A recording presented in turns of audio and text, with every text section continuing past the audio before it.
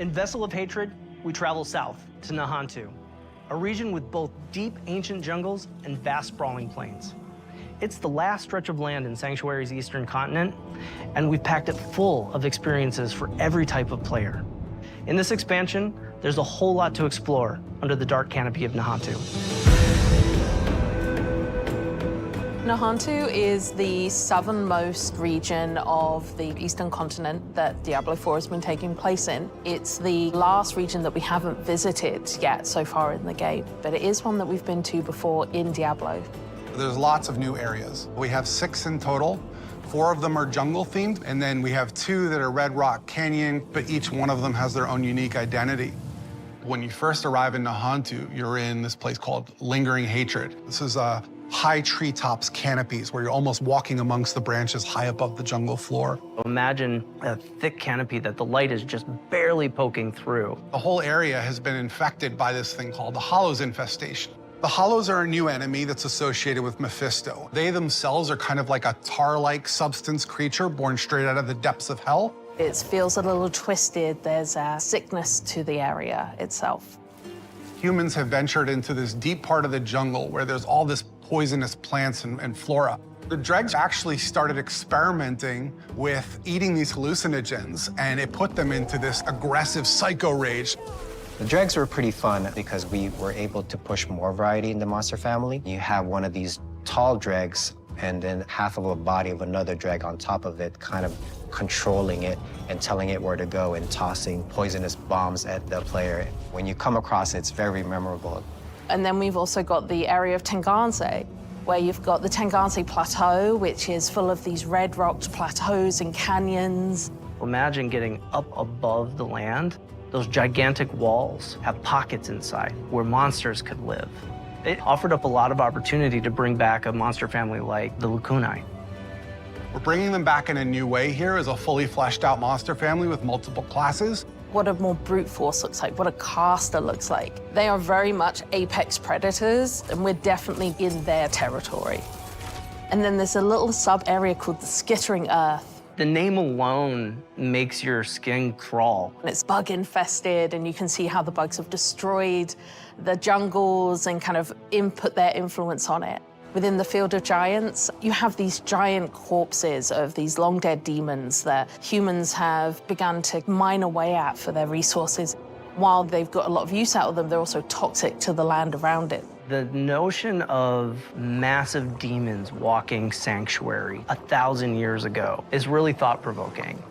Plateau's also got just this beautiful color scheme to the lighting. It's really lovely to be there. And then horrific at the same time, you know, it's great. The mercenaries in Vessel of Hatred are a group of people who we like to describe as ordinary people with extraordinary skills. They have the same level of will to fight against the demons of hell.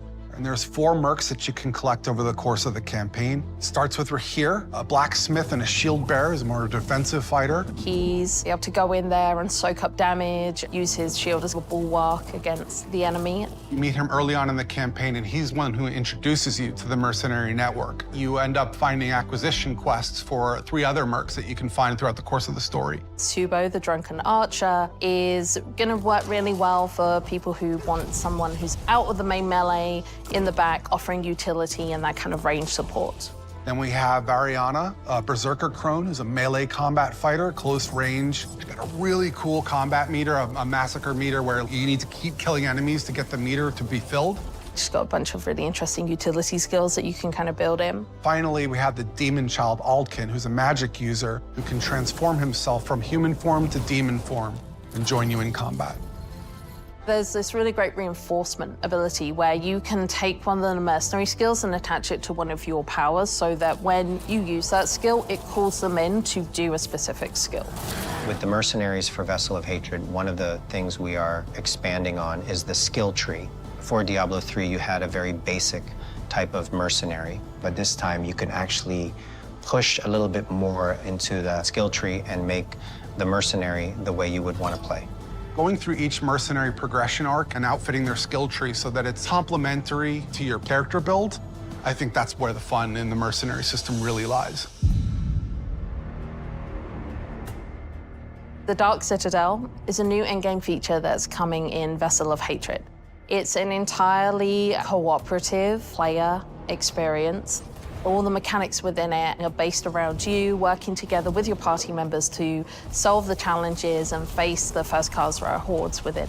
One of the outcomes of the Mage Wars is this giant crater and all the souls that were kind of lost in it from those wars. The goal of the first Khazra, who are kind of the original Khazra, they're using the powers within the Citadel found within this crater to perform experiments to try and bring back their Dark God.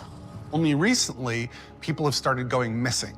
They head into the Khazra region, they disappear, never to be seen again. So it's clear that whatever they're planning is about to come to fruition, and your job as the players to get in there and stop it. Citadels are a place where we take what is the best part of Diablo, combat, and we test it in a different way, which is adding in cooperative mechanics that you have to manage on top of that. For example, a boss has an attack, and as a player, you have to collect an item that allows you to reflect the attack back at him. So there's a little bit of a Twitch level mechanic there where you actually have to time your reaction shot. What's interesting about it is when you get multiple people in there, we're each responsible for reflecting that shot once, so we all have to sort of master the timing of that move. You can't do that kind of thing without coordinating as a team, and that's sort of the example of what Citadel gameplay feels like. When designing the Citadel, we designed a lot of really cool bosses. And so one of the things that we did is we took that design and made like armor sets for each of the classes. That way you feel like you took their armor and you feel like you're wearing a little bit of them after your victory. We also have a currency that's dedicated to the Citadel where, as you play through, a vendor can be interacted with to buy custom cosmetics that are unique to the Citadel. You can play with 2 people, but the ideal experience is for 4. In order to facilitate that, we've built an all-new Party Finder feature, and the community has been pretty vocal about wanting this for a long time. It made a lot of sense to us to pair it with this new Citadel mode. It really is an activity that's geared towards people who love to play together with their friends or with strangers and enjoy that cooperative gameplay. I cannot wait for players to get into the world. I'm really just excited for people to see all the little hidden storytelling elements that the team has fit in. There's interesting things to find and see and discover around every corner, and it's just a really great experience getting to explore Nahantu.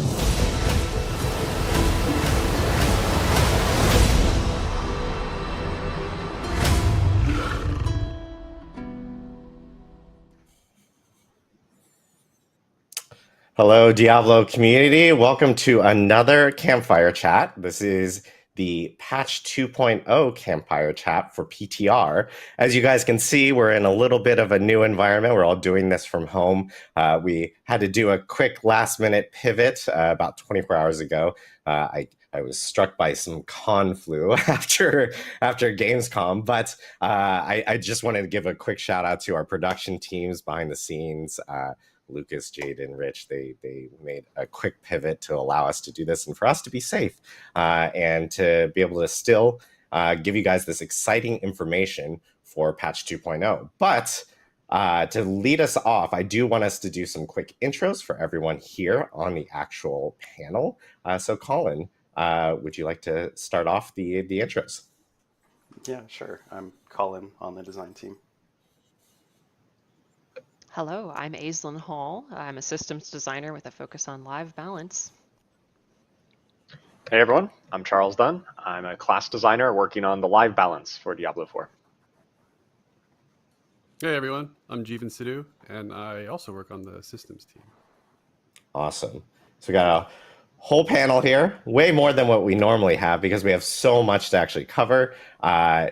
We do want to jump into things pretty immediately, but I did want to recap really quickly. Obviously, last week we were at Gamescom. We made some really big announcements for Vessel of Hatred, where we announced, the mercenaries that will be coming to Vessel of Hatred, along with how that system works with like reinforcements. It's like a new take of how mercenaries play within Diablo, especially since Mercenaries has such a storied history within the franchise itself. And of course, we also talked about the Cuirass Undercity and the Dark Citadel, along with the Party Finder feature that players will be able to actually partake in with Vessel of Hatred and use that for Dark Citadel and other features within the game.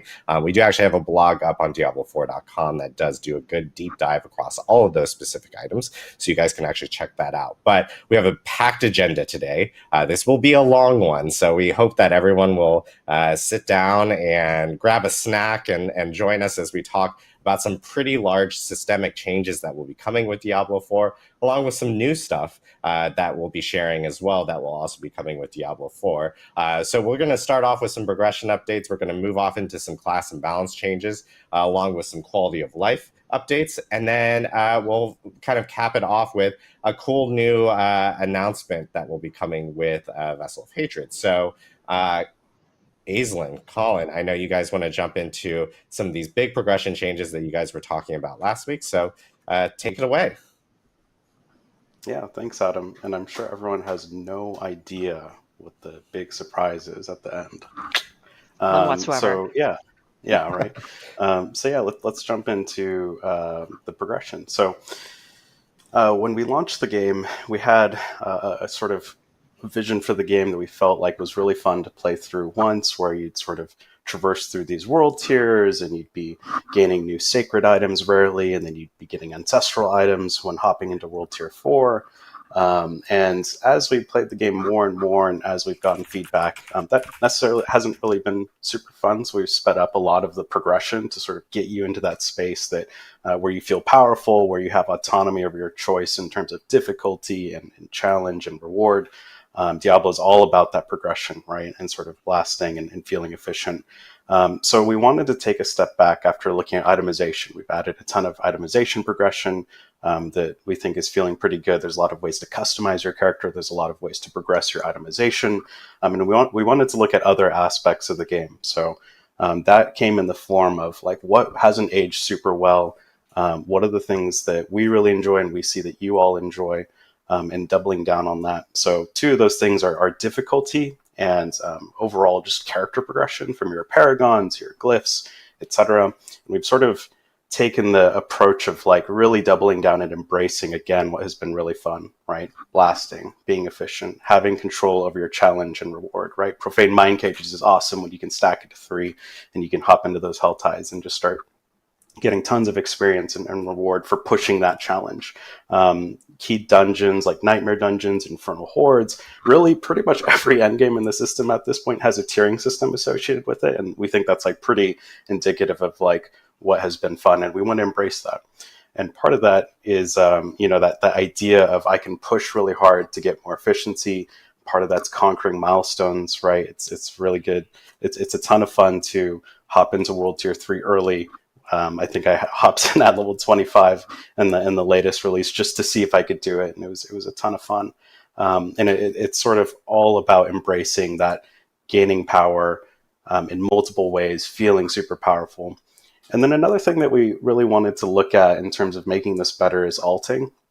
We made a change to make it so that the mythic uniques could be equipped at level 35, and if you've done that, it's a really badass experience where roll a barbarian, slap her grandfather on him, and you just blast through the leveling experience, and it's a ton of fun.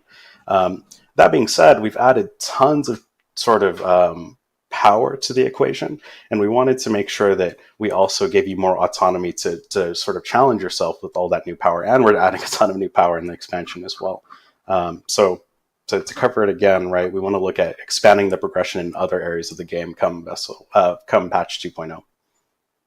So with that, Aislyn actually has a bunch of exciting changes to talk about here. I do. Thank you, Colin. Okay, everyone, I want you to put on your thinking caps because we have a lot of details to cover. So buckle up.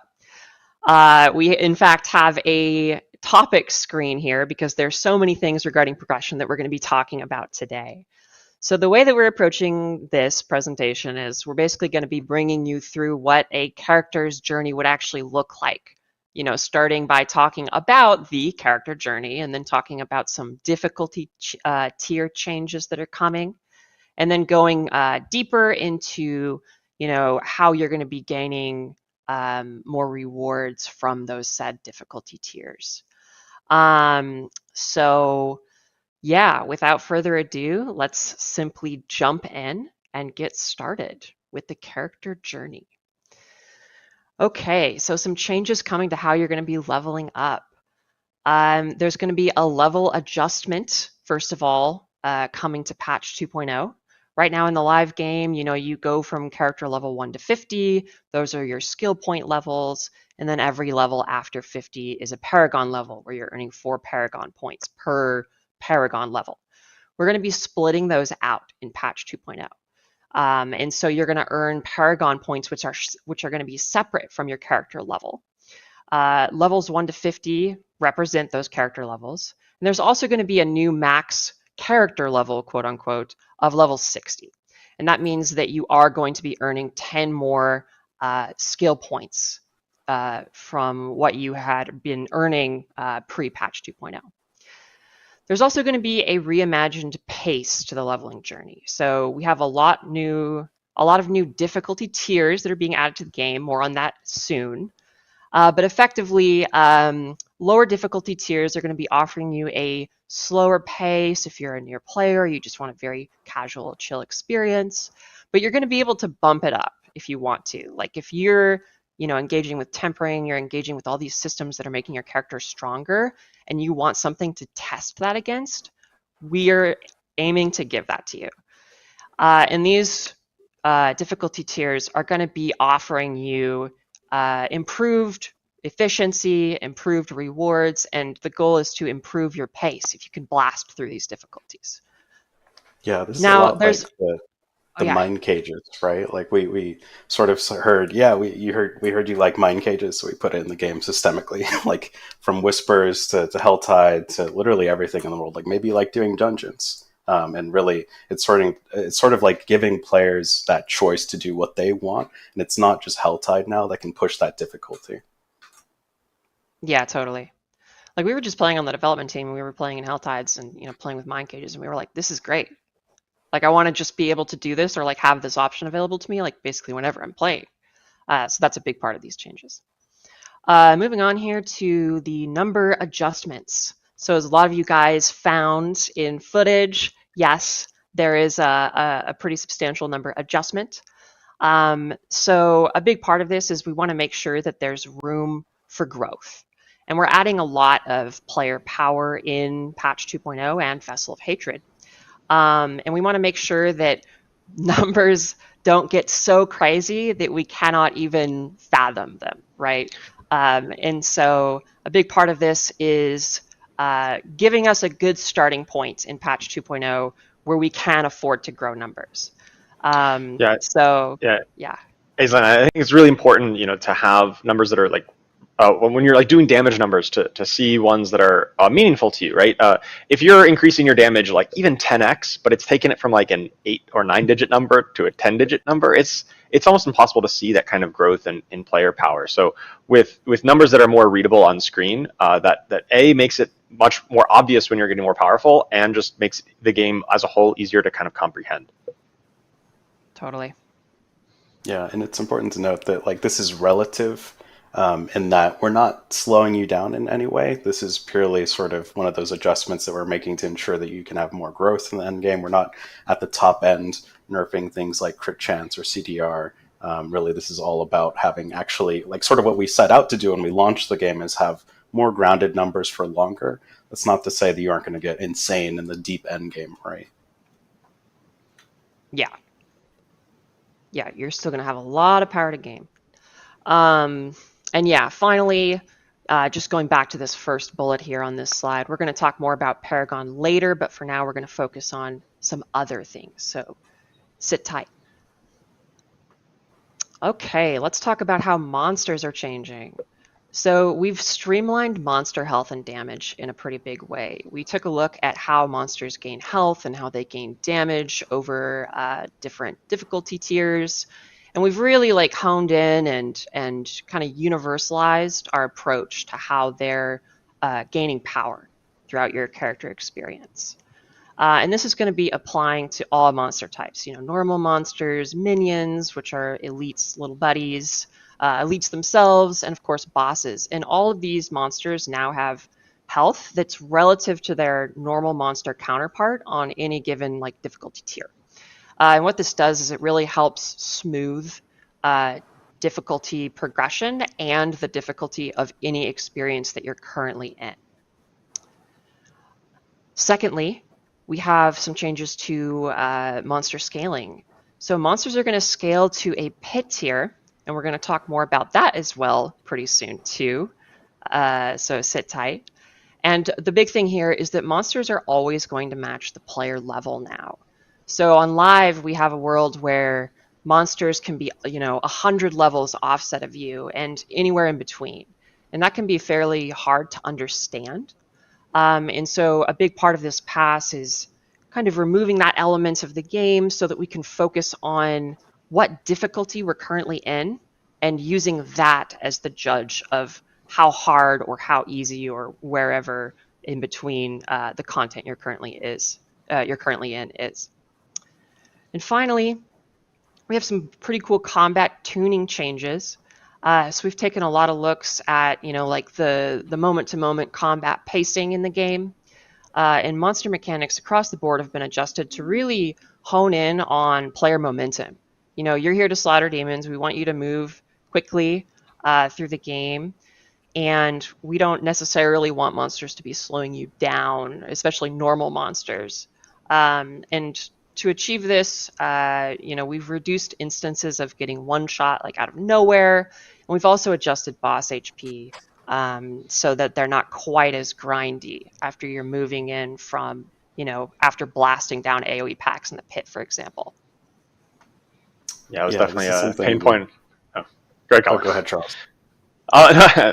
Just saying, right, that's always been the pain point in the pit so far is hey, you're really strong, you blast through most of the dungeon, and then you get up to the boss, and the boss takes, 5 minutes or more. That's just such a slog. So we're definitely making sure it's a more consistent experience in a given difficulty tier. You're going to have a more consistent experience across boss and other portions of the game.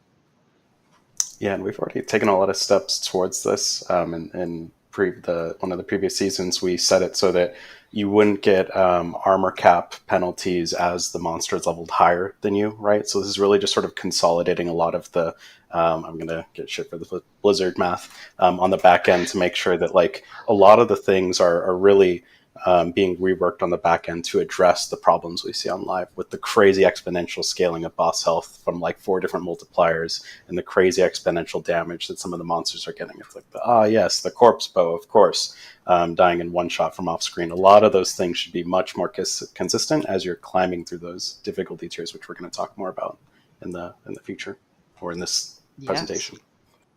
Very soon, in fact. Right now, difficulty tiers. Right now. Let's talk about it. So this is our beautiful Blizzard illustration, if you will, of current day difficulty. Art by Colin. Thank you very much. Got to call out Colin. Yeah. Oh, Yep. no. We've got We're going to get art for this. This is art. What are you talking about?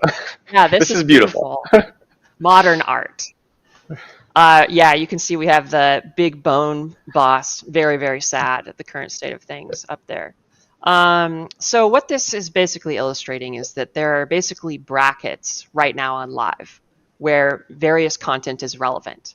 You have world bosses that stay relevant for a certain amount of time. You have Helltide that stays relevant, maybe a little bit longer than world bosses do. And then you have world tiers 1 and 2. Then you have world tier 3, which is, very sad. Sorry, world tier 3. Yeah. And then world tier 4. Magnifying glass, you can see it. Yeah. Maybe if you look really closely, you can see how long it takes to go through world tier 3. And then world tier 4, which has a bit of a tail, but still pretty short. And then we compare it to where our character's power currently exists, which is, you've got level 1 to 100. And then of course your journey throughout all of the pit tiers. And basically what this is illustrating is a lot of these content types fall off. World bosses don't stay relevant forever. Helltide doesn't stay relevant forever. The world tiers you're living on in the open world don't stay relevant. And eventually it simply becomes about running the pit. and that's the place where you can judge your character's strength. We don't necessarily want the game to work that way. We want a lot of activities to stay fun and interesting and engaging for as long as possible. And so to accomplish that, we've got some pretty big changes coming to difficulty tiers. So let's dive into the meat and potatoes of this, talking about pit arbitration. And that's just a fancy way of basically saying that the pit is going to be something behind the scenes that's setting the pace of all difficulty in the game across all content types. So pit tiers are going to match difficulty tiers. There's going to be 5 pit tiers per standard difficulty, which is just encapsulating 4 new world tiers pre-level 60, which are normal, hard, expert, and penitent. And then there will be 15 pit tiers per torment difficulty. And there are going to be 4 torment difficulty tiers, 1, 2, 3, and 4. Difficulty tiers are going to derive monster health, damage, and intensity from the pit tier that is associated with that difficulty tier. And I know that's a little complicated, but we're going to have some supporting stuff to show what this means a little better pretty soon. And I do want to call out intensity here. Colin, do you want to talk about monster intensity raising between difficulty tiers? Yeah, so intensity is something we played around with in the base game, and it's sprinkled out throughout the game. But what intensity is it's a backend system that controls monster aggressiveness as well as monster intelligence. So by aggressiveness, it's things like they attack faster, they have lower cooldowns, they move faster. And then intelligence is they predict your movement more, they'll face you more. So if it has a big swing, it's actually going to try and track you a little bit more accurately. So it's not just the health and damage that's going up through these difficulty tiers. The monsters are actually becoming a little bit more dynamic and fast-paced. And we think that feels pretty good, especially when it's sort of scaling through the new difficulties tier system that we have. Yeah, this is totally something we do have on the live game, but in the new patch 2.0, you're really going to feel that difference. Currently, you feel a little bit of difference in between the different world tiers, and that's just going to be magnified. And your moment-to-moment combat it's not just going to be higher numbers. The moment-to-moment will feel different and harder at these higher torment difficulties. Yep, they're going to become bigger jerks as you ascend difficulties. All right, so let's talk about difficulty gating. So this is basically how people are going to be moving through these different difficulty tiers. So the pit is going to unlock once you hit character level 60, which is the new maximum character level in patch 2.0. So pit tiers associated with standard difficulties are going to unlock immediately, which is pit tiers 1 through 20. You're going to be able to challenge all of those immediately once you're max level. And you're going to need to beat pit tier 20 to unlock the first torment tier. Once you beat pit tier 20, you're allowed to go into the overworld on torment 1. And then, as we see here, there are 15 pit tiers per torment difficulties. So to unlock torment 2, you would then need to progress through the pit and beat pit tier 35, at which point you can now go into torment 2 in all other activities, so on and so forth. So this is basically creating a... Sorry, go ahead, Colin. Oh, I was going to jump in and say, like, what's kind of interesting is, like, Torment 1 you can think about as World Tier 3 today. And what we're sort of doing is essentially saying, now that level cap is 60, you actually can find some of the best items in the game very early, right? Imagine if you were able to just start finding the best items in the game in World Tier 3. That's really sort of what we're talking about here. We're really speeding up when you can actually get to the end game, where we've added things like the pit, we've added things like nightmare dungeons and more end game activities for you to engage with, and item modification systems. So it really is sort of getting you into the fun faster, which also makes alting a lot more cool, right? It's way easier to sort of get to that point where, all right, I'm in the end game, I'm going to start looking for awesome items, I'm going to start modifying my items. So we think that like sort of represents a pretty substantial change to how you play the game. Oh, so yeah, for absolutely. us wondering why we kind of built it around the pit, and why we associated difficulty with the pit. How do y'all think about that? Yeah, so right now the pit is a fantastic razor to judge your character against. And I think that this overhaul is effectively turning the pit into the game's backbone, to use kind of a gruesome term, but we're Diablo, so whatever. It's basically turning the pit into the game's backbone of like difficulty, and all other difficulties is kind of derived from that. And it gives us a very predictable and understandable pace for you to experience all other activities in the game based on the pit's difficulty. Yeah, and that razor is great for pushing difficulty, right? You think about how part of what's really fun, again, about Diablo is that feeling of progression and that feeling of becoming powerful, then taking on a big-ass demon, killing it, getting awesome loot. And what the pit is going to do is you're going to push that difficulty, then unlock new torment tiers, which is going to unlock more efficiency for you. And Right. you can sort of think about it as like we've added not just a world tier 5, but a world tier 5 and 6 as part of this torment system. And it's something we can continue to sort of evaluate and build on as characters become more powerful and we add new ways to sort of play through the system. Yeah, and I think it's also a lot about consistency across content, right? Currently, in the live game, we've got a lot of different, levels of different types of things, right? You've got Nightmare Dungeon keys, you've got pit levels, you've got Infernal Horde tiers, and we just kind of realized that, hey, the pit is something that we have, really good delineation between the different levels. So you've got a wide spread of different tiers for that, and that's something we can kind of peg difficulty against across the whole game to make a more consistent experience. When you're in a certain difficulty tier, you're just going to get a more consistent experience across all activities. Right. Yeah. Yeah. So like when you're on Torment 2, you're going to know that all content you're facing is on the level of Torment 2. But right now on the live game, you go into a pit tier 50 and you're like, okay, it's pit tier 50 difficulty. And then you go into a Nightmare Dungeon tier 50 and it's a totally different difficulty. And then you go into an Infernal Hordes tier 8 and you're like, wait a minute, this is extremely hard compared to these other ones. They're just not similar, right? And so we want to create a more level playing field so that difficulty is easier to understand. It's also so the pit's like a kind of common language and shared experience for everyone. Mm-hmm. Yeah, that's definitely a benefit, and it's also, in some sense, leveling up all the activities. Like, I know that there's some people who really enjoy Whispers, for example, and Whispers just falls off. Like, if you're doing the pit and you're level 100, you're level 90 in the pit, like, Whispers are terrible, right? Like, you're not actually going to run Whispers when you're pushing that deep into the game. But now when sort of things are leveling up with Torment tiers, you have a place to go and sort of juice the efficiency from those different activities, if you like that activity. Yeah, and this kind of carries over to other activities, not just Whispers. It's like, your Helltides. Yeah, to the whole Infernal world is Hordes. leveling, right?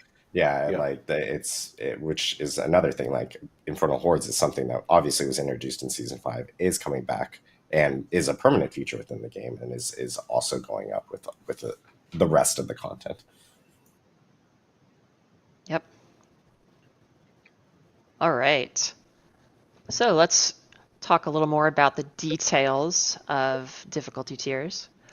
So on the right-hand side here, you can see this table. It's basically showing off the associated pit tier with any given difficulty tier.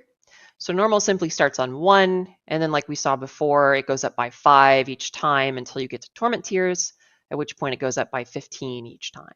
So torment 4 lands on 65, torment 1 starts on 20. And in light of this, we have changed the highest pit tier to be 100, down from 200. And this doesn't mean that the pit tier 100 is going to be the same difficulty as it is on live. It's going to be harder.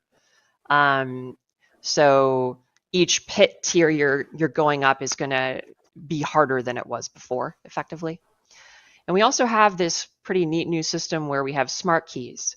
And what that means is your things like Infernal Hordes or Nightmare Dungeons, the keys to enter those activities are now going to follow the current difficulty tier that you're on. So if I have an Infernal Horde key and I'm on Torment 3 and I use it, I'm going to go into a Torment 3 difficulty Infernal Horde. And the same is true for Nightmare Dungeons.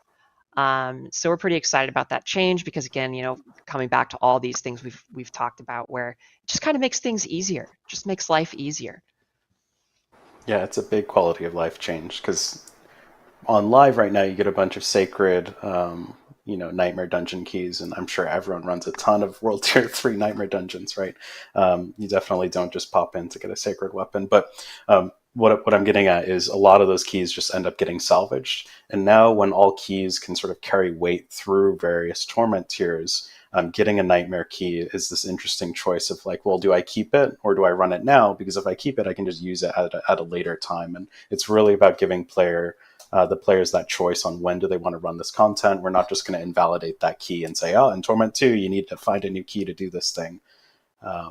So I think it's definitely making key management a lot easier and more fluid as well. One thing on the pit, Aislyn, that I think is really interesting is we definitely have rescaled the pit. Tier 100 is sort of like our 200 on live. But I think that's something that we definitely want to keep an eye out on PTR. We don't have any problems with increasing the amount of pit tiers. Like this is something we can definitely revisit if we see in PTR that you all are insane, which is probably going to happen, and you beat tier 100.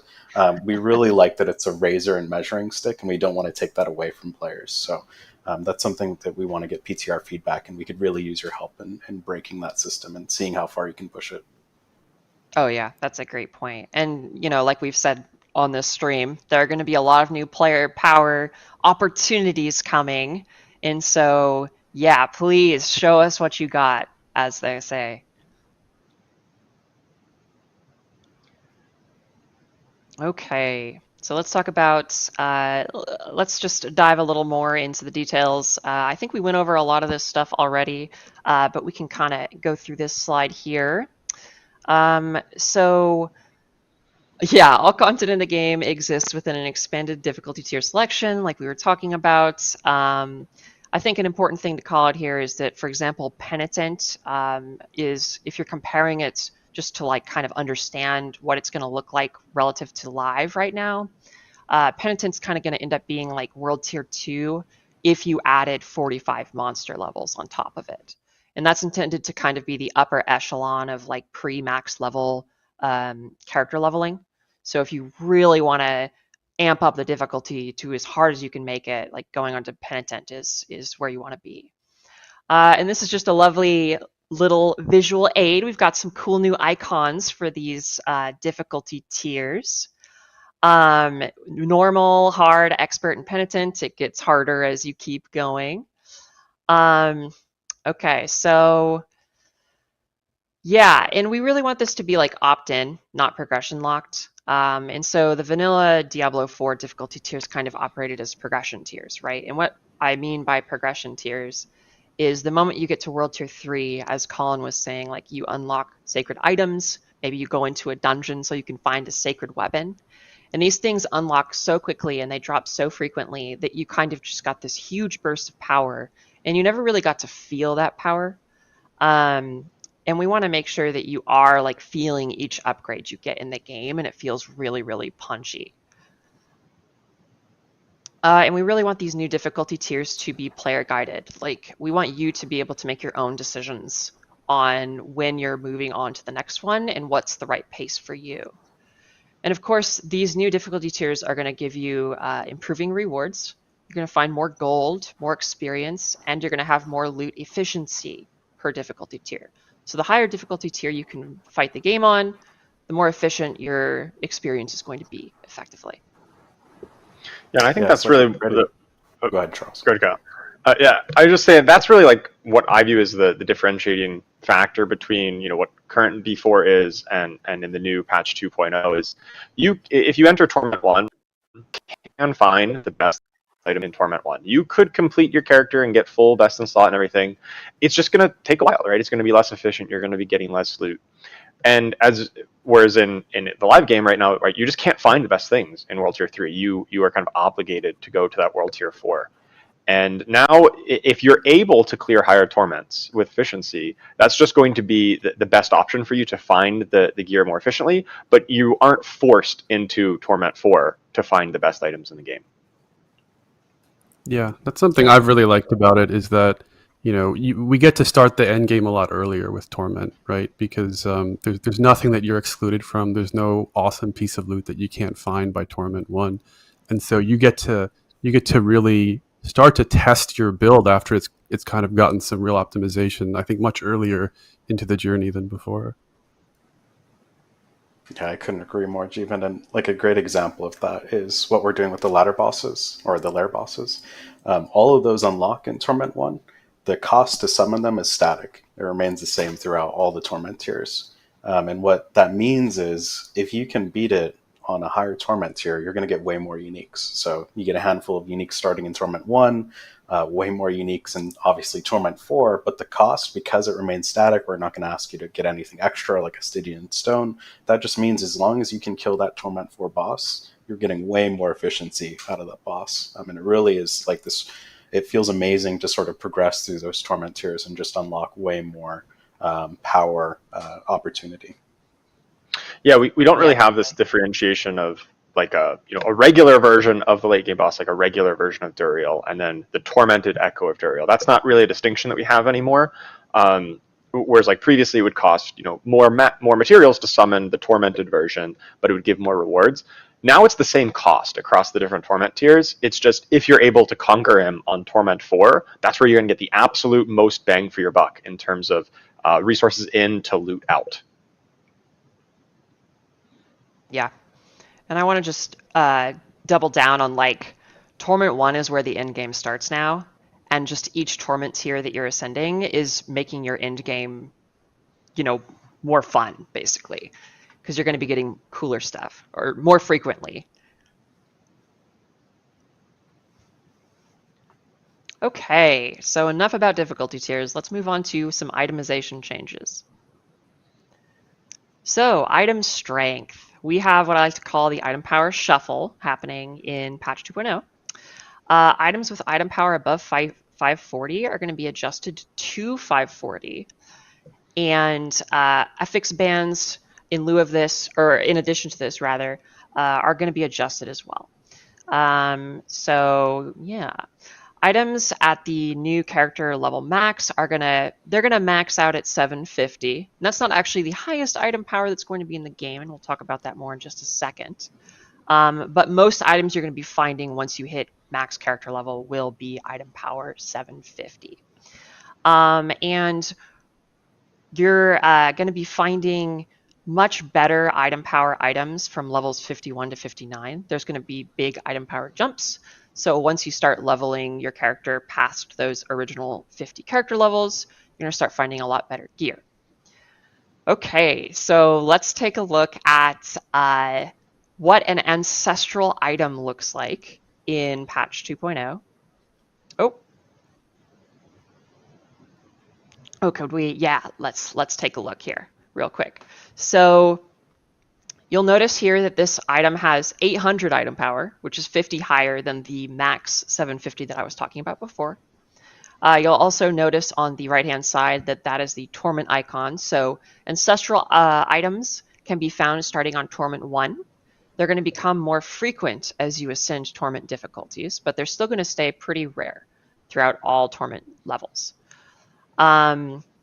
You'll also notice that the greater affix on this item is highlighted. That is because now whenever you find an ancestral item, they're always going to have one greater affix.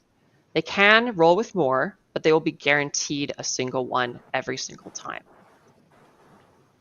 So let's dive in more into the details. That, right, Aislyn, is part of finding a greater affix on live right now is sometimes it's on life per second. That's like, oh, okay.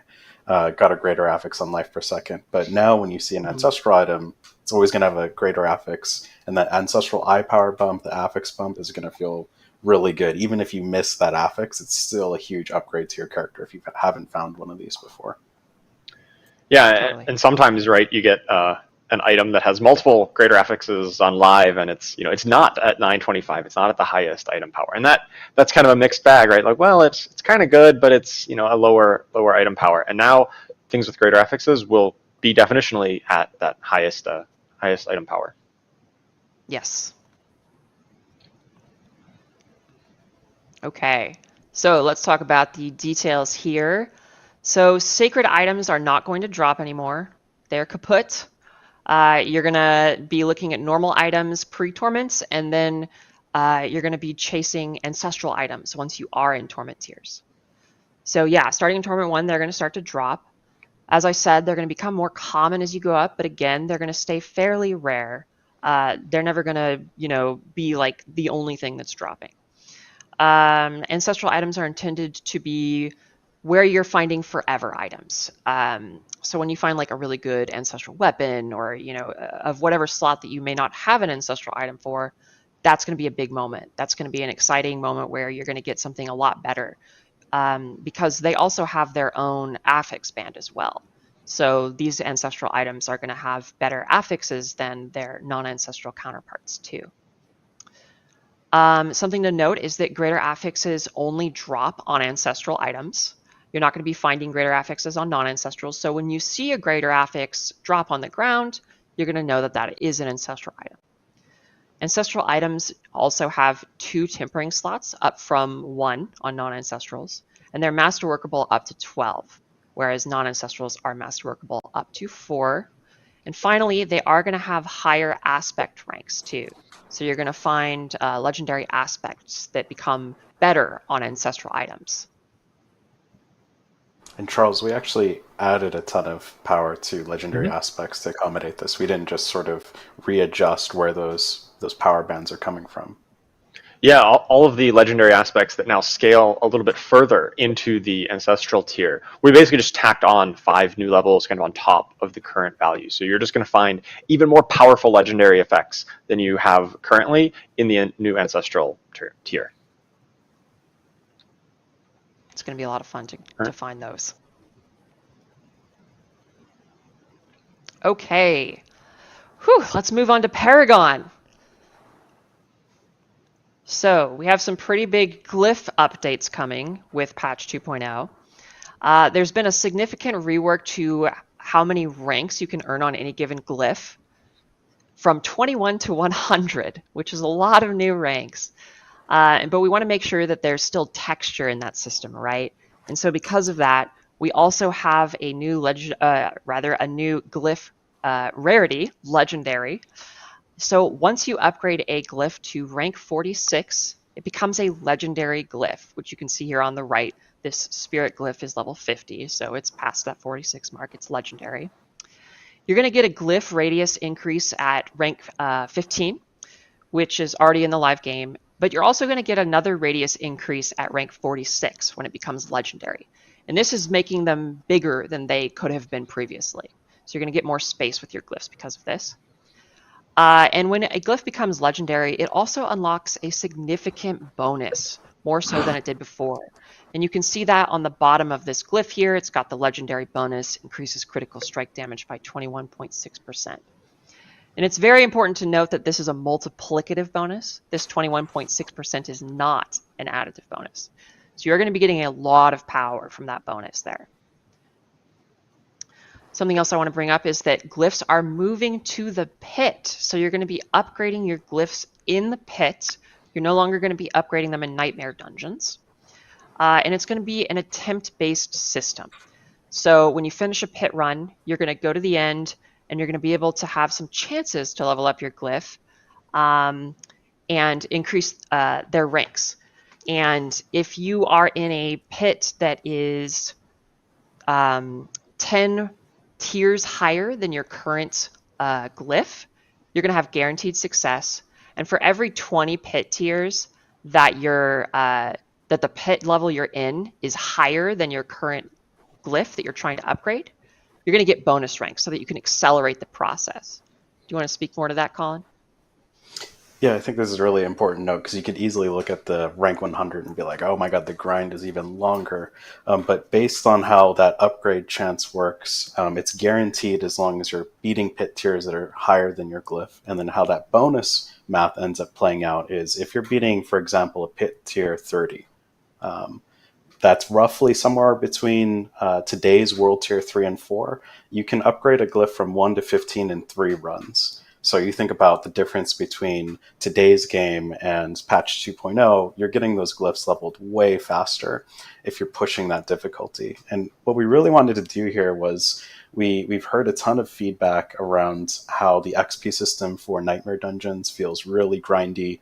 It also just doesn't serve the Nightmare Dungeons very well, right? It's like, how do I get to the end as fast as possible, but nothing in the dungeon matters, right?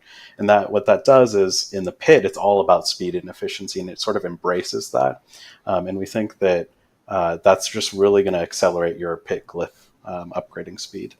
And the chance, you could sort of, I want to be really clear with the chance. The chance-based system is essentially there because it felt really bad when it was binary. Like when we said, hey, you need to beat the pit tier, or you need to beat a pit that's 10 levels higher than your glyph, and if you don't, you get nothing.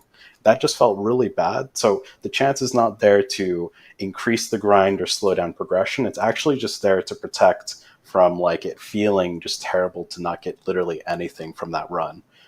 So again, to be clear, it's 100% chance as long as you're pushing difficulty. We think that this fits the content a lot better. We've heard a ton of feedback around like the pit rewards feeling lackluster, and there's not really a reason to push difficulty. You know, you sort of just want to hone in on like 90 or 101, depending on where you're at in terms of your progression journey on live.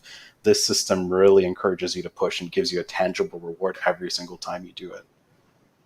Yeah, and I think it's important that there's the consistency of like the communication between, right? So, hey, my glyphs are currently level 50. Well, what kind of pit tier should I be approaching to upgrade these? Well, somewhere in the range of 50 to 60, right? You know, just a little bit higher so that you can keep pushing that harder content. And also, if you have a glyph down at level 1, because maybe you haven't paid attention to that glyph, it's going to level up much faster if you are already proven yourself, proven that you can hang in pit tier 50, for instance. You're going to level those up very quickly. I think what's also cool is if you have a build that you feel isn't doing as well as you go up in Torment, it makes it a lot easier to kind of snap something back in and catch up faster. Yeah, absolutely. Yeah, the further you progress, the easier it is to level those up. So here we have a video basically just showing off what the new UI looks like for upgrading a glyph in patch 2.0. So you can see that it's showing you the current pit level you're on, the current success chance to get a rank up. And something else I want to call out is that when you are, oh yes, right. So this is rank 45 to 46 explicitly, which is the moment where you are increasing a glyph from rare to legendary. And something important to note about that is that it does cost a fairly significant amount of gem fragments as well, but it's giving you that increased radius size and the new multiplicative legendary bonus, which is pretty sick. And here we have an example of showing how the radius gets even bigger in patch 2.0. I want to call out here that the midpoint says level 21. That is not correct. It is level 15 where the radius increases. But yeah, previously there was only one radius increase. Now with legendary glyphs at rank 46, there is a second radius increase.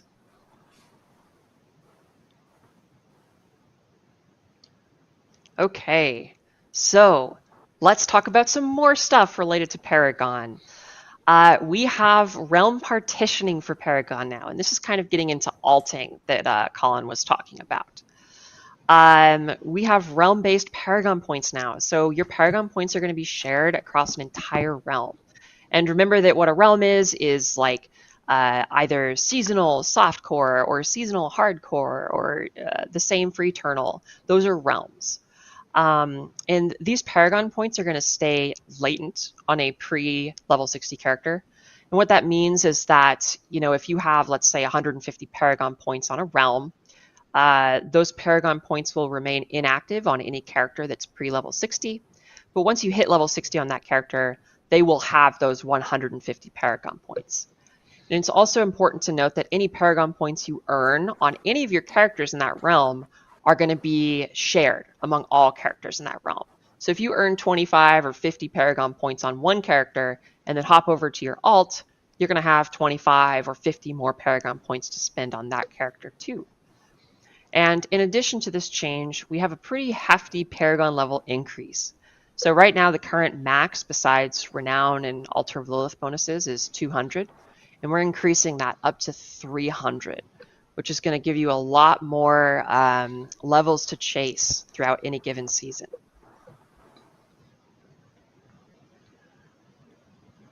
Okay, and in light of these changes coming to Paragon, we've made some adjustments to the way that boards work as well. So because we're offering so much more power with legendary glyphs, and they mean so much more to your build, we're looking to set a maximum for the number of Paragon boards that you can equip at any given time. And this is also because, on live right now, the best strategy is to aim for as many glyph slots as possible. You just go off, you oftentimes ignore whatever legendary node bonus you're getting just for the glyph slot. And we want to make sure that you're really focusing on these legendary nodes and that you're focusing on these really cool legendary glyphs that you're getting. And really think about those choices instead of gunning for like every single glyph, for example. This also complements the additional. I was just going to say this really helps complement the additional 100 more levels. Like, we've heard a lot of feedback that it feels really flat once you hit 100, that there's just no more progression. You don't really need to kill any of the monsters anymore unless it's explicitly to get the loot drop off of them.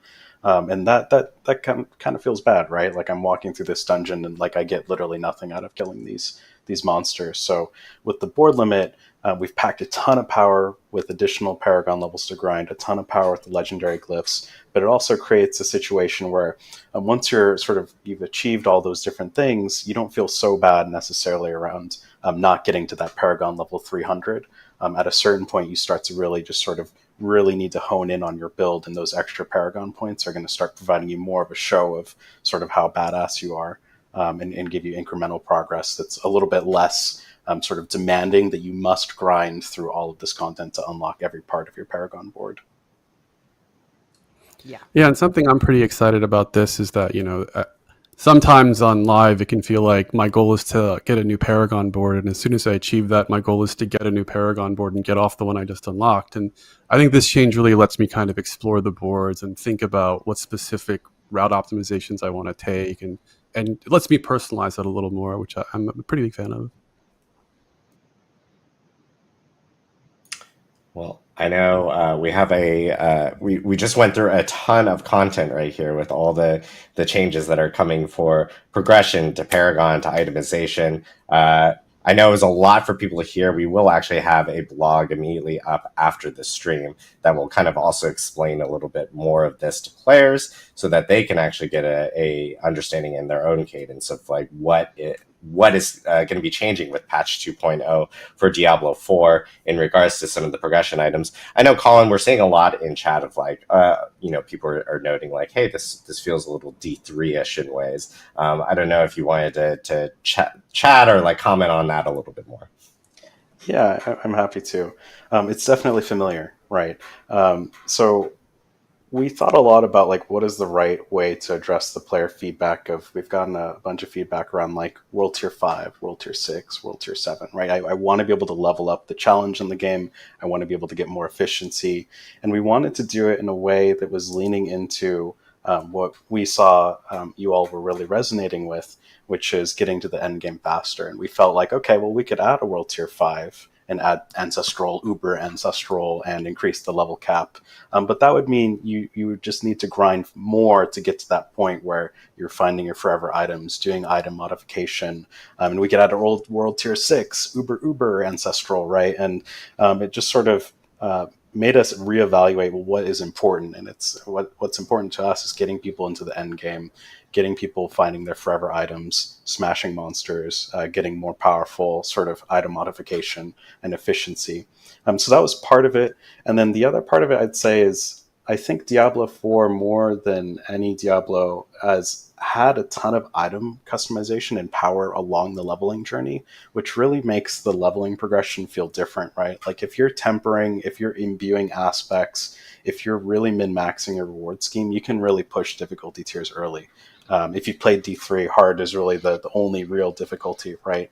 But because we have so many different ways to grow your power, we think that represents a pretty fun challenge of like, how do I take all these pieces and really push as early as I can to get to that max level faster?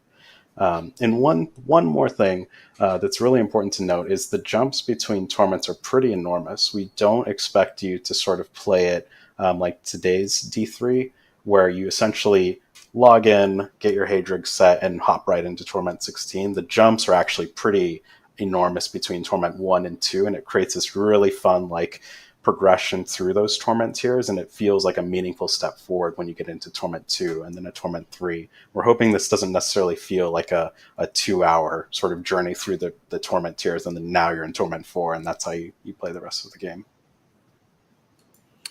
Yeah, Awesome. and also one thing I'll add is, shouts to Twitch chat, everything that you say, hey, you like what we're doing, big dub. We appreciate it. Much love for the response. Also, all the people in Twitch chat who are like, I don't like this. This isn't working for me.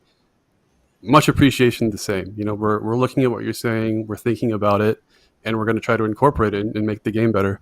And I think it's interesting, I'm seeing the sort of Diablo 3 references, and it's like, from our perspective, if something really worked well in Diablo 3, that's more important to us to like do the thing that the players felt like was working for them than anything else, right? The fact that we've done it before in any form, to me, wouldn't stop us from doing the right thing. You know what I mean? Yeah, and And I just think doing it that, the right way. yeah, I just said doing it the right way for D4. Sorry, go ahead, Adam. this is the difficulty of doing everything remote. It feels like it's like a Zoom call, but interrupting each other. And also big shout out to Twitch chat for calling out Jeevun's cord management.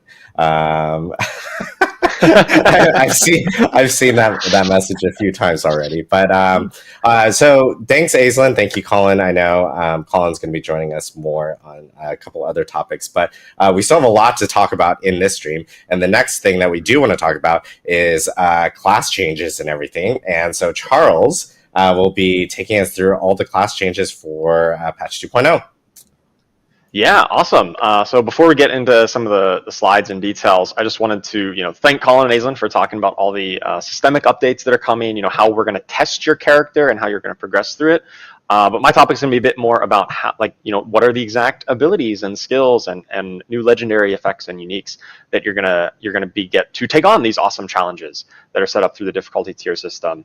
And also a slight disclaimer, PTR is a very early build for whatever is going to go live on patch 2.0, and some of the assets that we've captured here are also still early on, and so some of the exact numbers or some of the wording may slightly be changed, so definitely refer to the patch notes, which we're going to be publishing right after the stream, for the exact details and kind of final, in air quotes, numbers that are going to go on the PTR, and of course it still may be subject to change before we actually launch patch 2.0 live. All right, so with that out of the way, let's start talking about some of the tempering changes that are going to come in patch 2.0. So tempering is a system that we introduced back in Season of Loot Reborn, Season 4, that gave you a way to really customize your items and kind of make your build your own. And we've received a lot of feedback on the tempering system, and we're really committed to iterating on and making sure that this system is the best it can possibly be going forward. One of the key points of feedback that we heard was around weapon tempers. So these affixes that you get to attach to your weapons, right? Your weapons are your big, important part of your build and your character. And there was a big disparity here, where some affixes that were on weapon tempering were multiplicatively increasing your player power, right? Things like double projectiles or things of that nature, or bash cleaving, which was a multiplicative bonus. And others, not so much, right? You had some other ones that were more duration or size effect. And they just were hard to compare against each other. And so going forward in patch 2.0, we've made all weapon tempering affixes multiplicative damage increases, oftentimes to very specific skills. And to accommodate this, we already had one bonus projectiles, and now we're going to have new affixes that give skills chance to deal double damage, which means if triggers the chance to deal double damage, the entire skill is just going to do twice as much damage as before. Every hit of it will deal double damage. It's kind of an all or nothing kind of deal. And then the chance to hit twice is the chance for any time it deals damage, you just get an extra hit of damage. And this allows you to trigger things like lucky hit procs or anything that counts the number of times you deal damage. That's going to trigger an extra time with the hit twice. Offensive tempering affixes, these are the ones that can also go on your weapons, but can go on other spots as well. These are going to be additive damage increases. And these will often be to broader categories like bonus fire damage or bonus critical strike damage. And whereas the weapon tempers are often talking to more specific skills. And so here we can see an example with the Shadow Augment's Execution, where we had the Sever projectiles chance to cast twice, but now we've got new ones that are chance for Reap to hit twice. So you cast Reap, and every target you hit, there's just a chance to get 2 hits on that target instead of 1. And Corpse Explosion, whenever you cast Corpse Explosion, there is a chance for the entire skill to deal double damage to every target that it hits. Additionally, we've moved those size and duration affixes, which we think are really cool and really interesting ways of modifying your skills. We've moved those over to the utility category. So they're not directly competing with these multiplicative damage increases. You're not going to feel bad that, oh, I'm missing out on damage just to make my area hit a little bit larger or to have a longer duration on a buff. So there's not as much opportunity cost to investing in those size and duration affixes, which are still really cool ways to customize your character. We just don't want them to compete with damage. And finally, we know that oftentimes tempering leads itself to, hey, I see this list of 5 or even 6 affixes sometimes. We really are going to try to be limiting tempering recipes to at most 4 affixes that could possibly roll on them, just to give you a little bit better odds of actually hitting the one that you care about than the one that you want, and just be a little bit easier to kind of comprehend. And even so, we're trying to set this limit at 4, but oftentimes we're aiming for just 3 on the recipe, depending on how the grouping them together in ways that make sense. So this is an active area that we're working on, really trying to make sure that it's not quite, it's easier for you to get the right affix out of the tempering recipe by limiting that the number that are on there.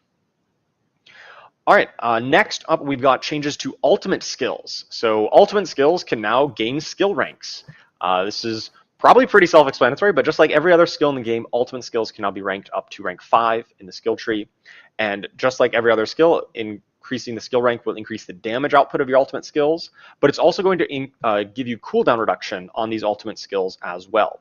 So oftentimes other skills, you just kind of get one or the other, right? Sometimes it's a cooldown reduction, sometimes it's a damage or healing increase.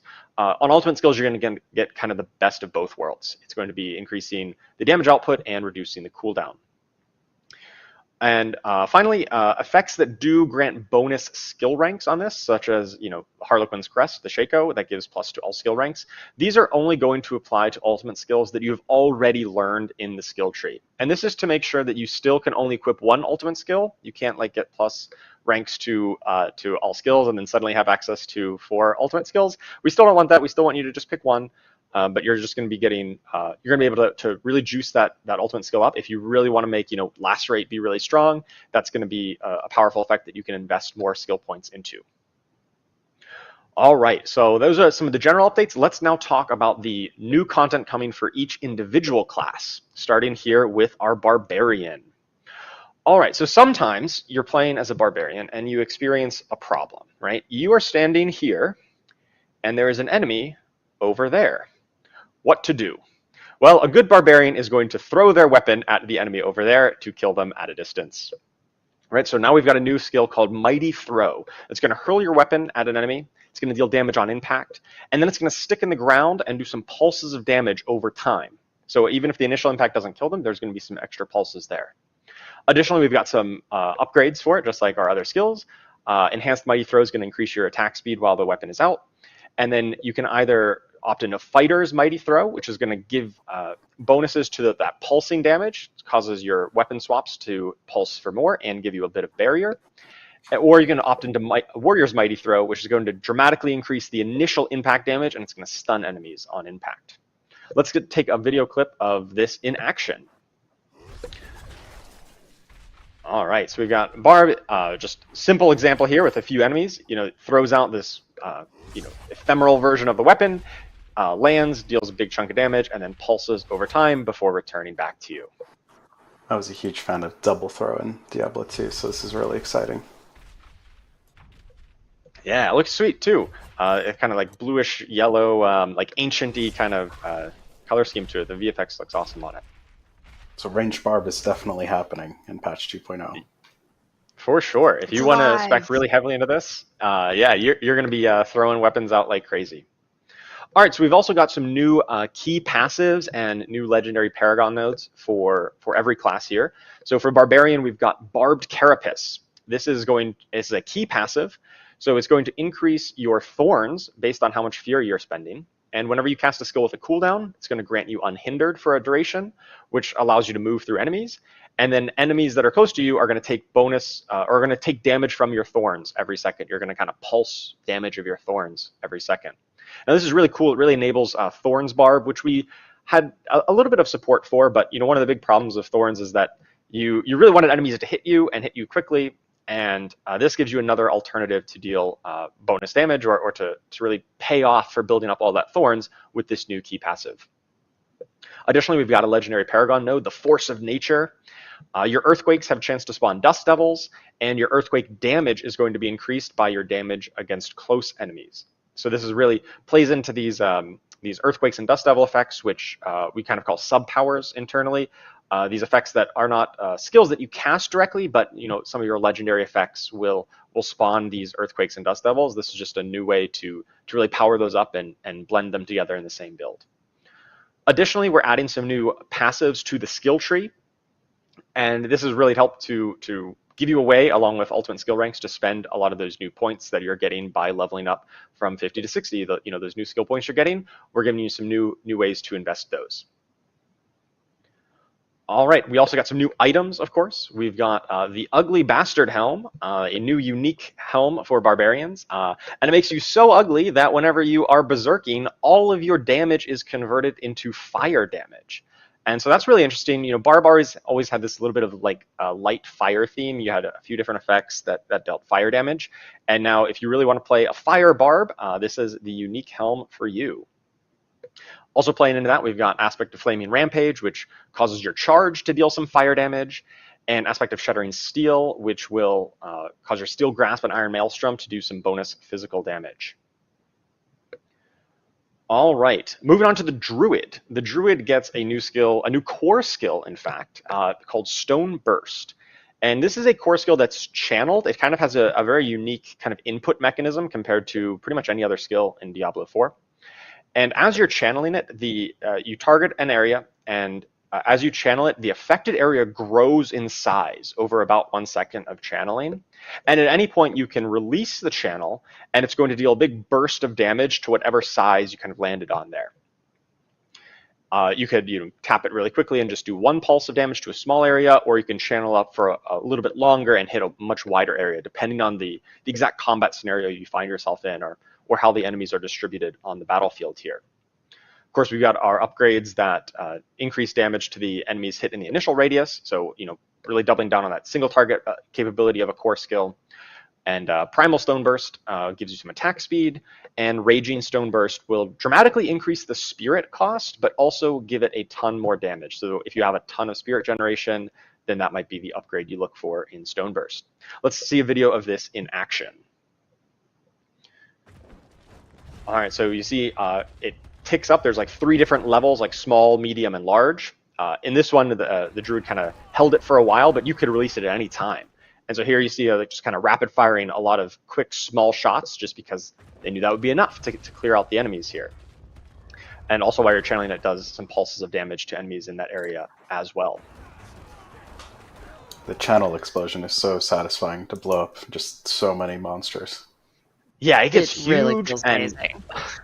It looks so sweet too. I really hats off to the VFX artists who worked on making these look so beautiful. The new skills here. All right, so of course Druid also has new passives, a new key passive called One with Nature that really empowers companion builds. We've heard a lot that players love playing with companions. They're wolves, they're poison creepers, they're ravens, and this is going to be the key passive for you. So all of your companion skills gain an additional companion, and they deal increased damage. And there's also a little bonus, basically, with you gain the passive effect of all of the companion skills. Now, if you're taking this key passive, you're probably taking these companions anyway, but just in case, your build is such that, well, I just want to take, 2 out of the 3, right? I can put wolves and poison creeper on my bar, but, maybe you don't have enough skill slots to put in ravens. You're still going to be able to get the passive effect of that when you take this key passive, because we just want you to have tons of these companions, really leading the charge here. We've also got Untamed, a new legendary Paragon node that plays right into this One with Nature key passive. Casting a companion skill is going to increase the companion active skill, will grant you bonus ranks to all of your companion skills for a time to really buff up the damage of those. Just like before, we've got some new passives coming into the skill tree as well. I think some of these might have some temporary icons on them. So like I said, these were from an early build. Some of the icons or very specific art might be adjusted. So, bear with us. This is the nature of PTR and early development. All right, moving on to some of the items. Oh no, we've got a video. Oh right, a video of really leading a wolf pack here, right? So this includes wolves with the Storm's Companion to turn them into lightning werewolves, and I'm sure there's some other ones here, like aspect of the Stampede is probably involved. You just have, what is that, 7 wolves following you around? You really get to lead the wolf pack with this. This is the best video in our presentation. Well, actually, no, sorry. This is the second best video in our presentation. You guys will see the best video in our presentation, but yeah, it's so good. Yeah, for all you werewolf lovers out there, this one is going to be really sweet. I'm really looking forward to playing with this in patch 2.0. All right, so new items. So they've got the Stone of Vehemen. This is a unique totem that's going to empower your Stone Burst, the new core skill. So channeling it is going to grant you some damage reduction, and the final explosion will deal increased damage based on how long you were channeling it.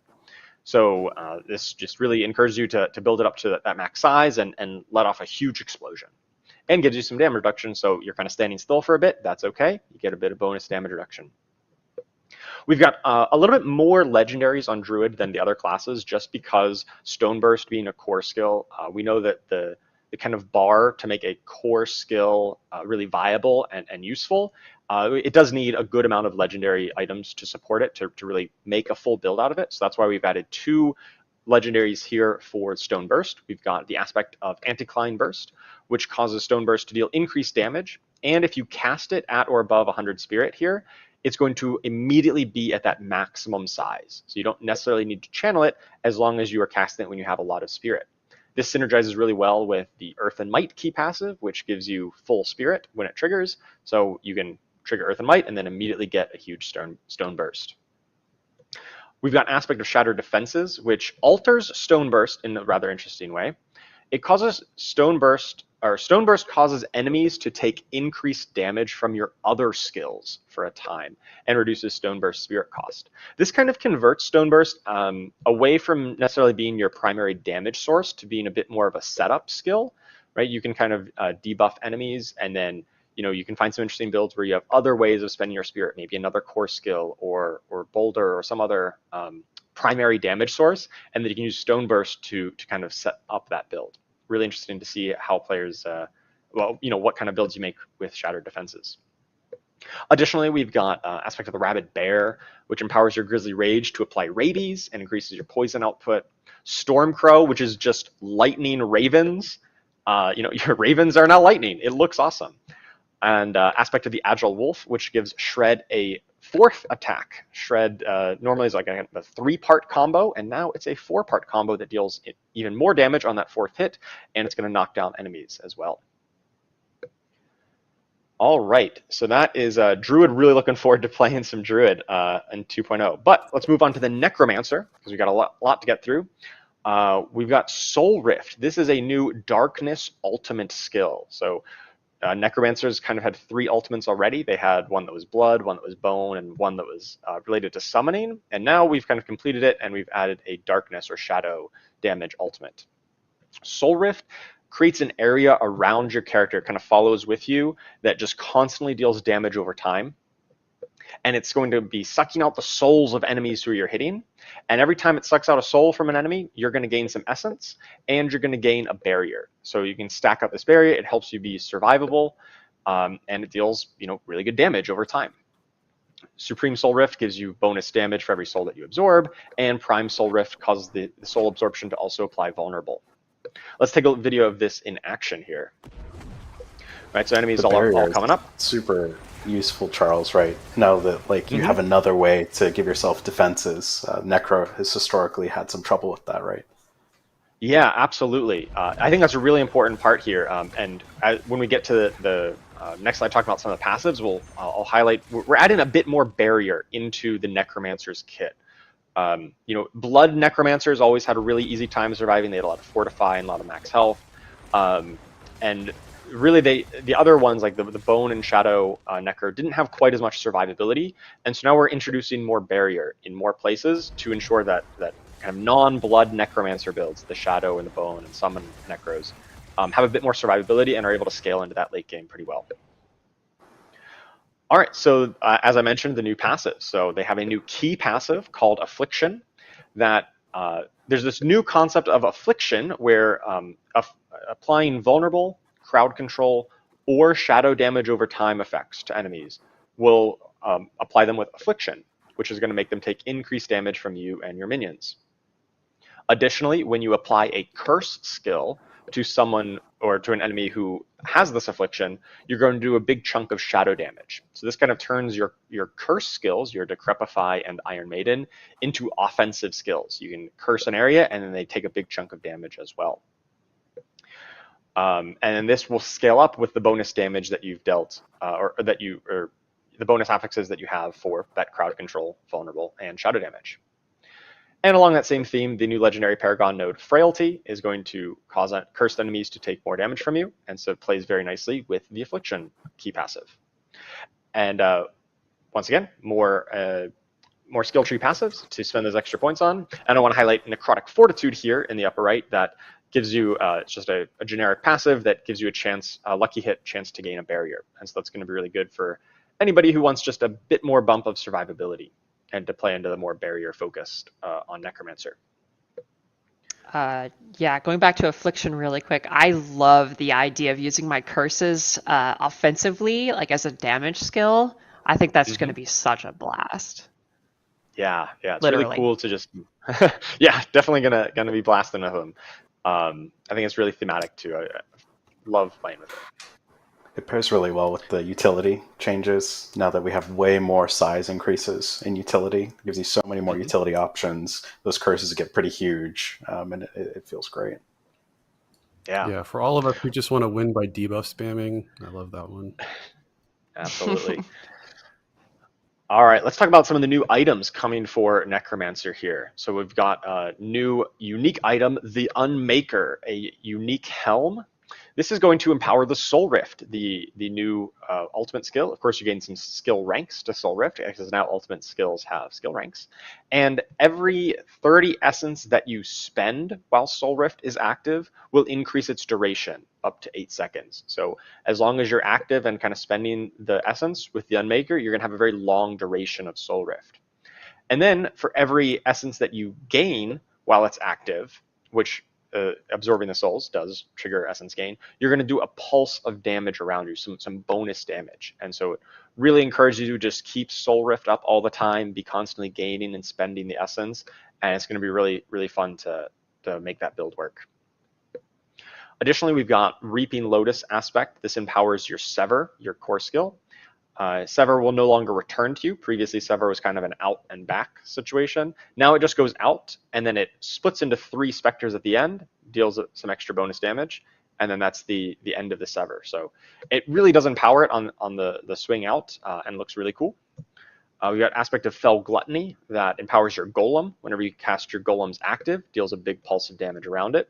And your Golem will then consume corpses to reduce its cooldown. So anybody who really wants to build around making your Golem as strong as possible, this is going to be the aspect for you. And finally, we've got Phasing Poltergeists aspect, which causes your Bone Spirit to split into 3 spirits that deal a percentage of the damage as well.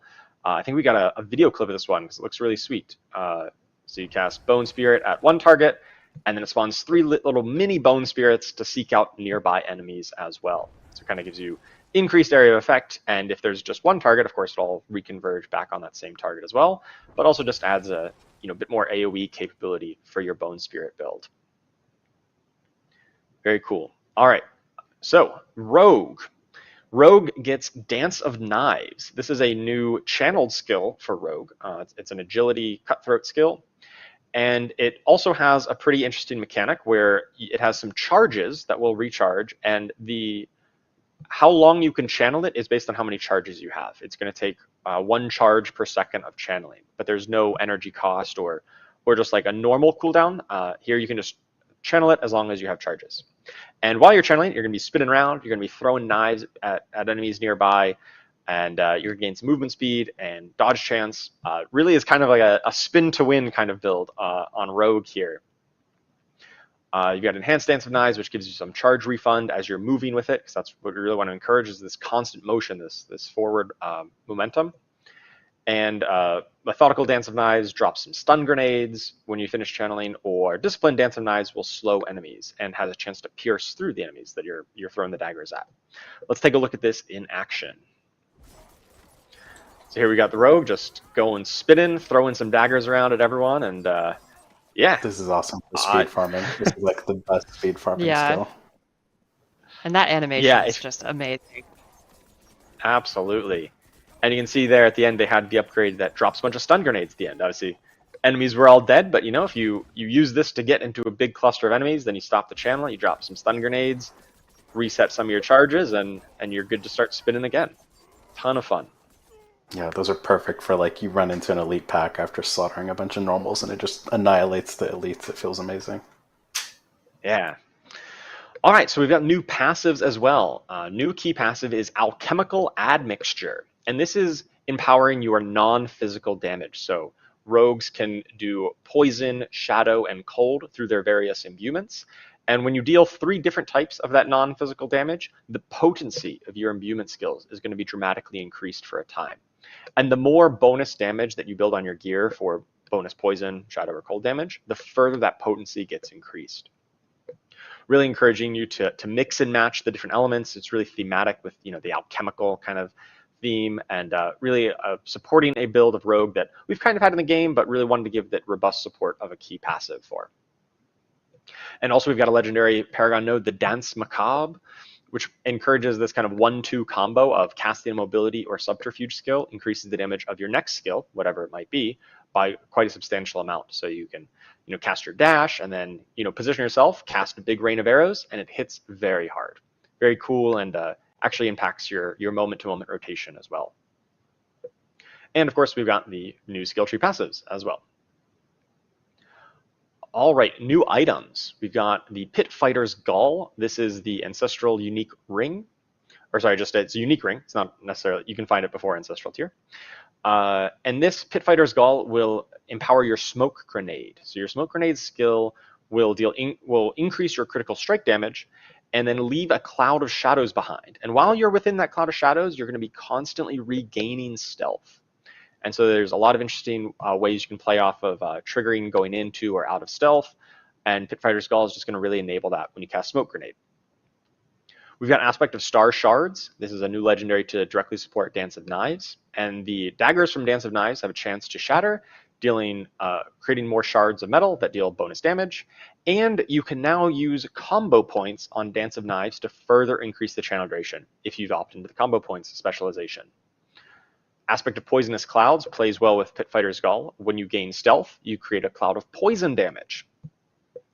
And Aspect of Splintering Shards, there's just a chance whenever you're hitting a frozen enemy to create some ice spikes. So if you're freezing enemies because you're playing Alchemical Admixture and using Cold Imbue, Splintering Shards might be a good aspect for you as well.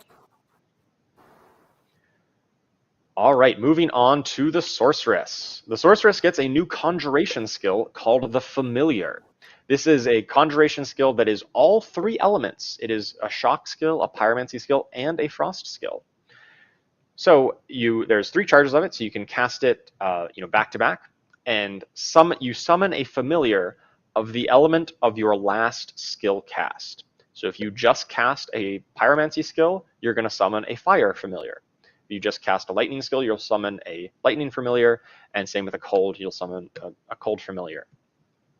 And with the enhanced effect, these Familiars will do a bonus effect. So the fire Familiar will constantly apply some burning to enemies that it's around, the cold Familiar will chill, and lightning Familiar will stun. And of course, their damage type is going to be based on what type they are, so that it'll benefit from all of your bonus fire damage.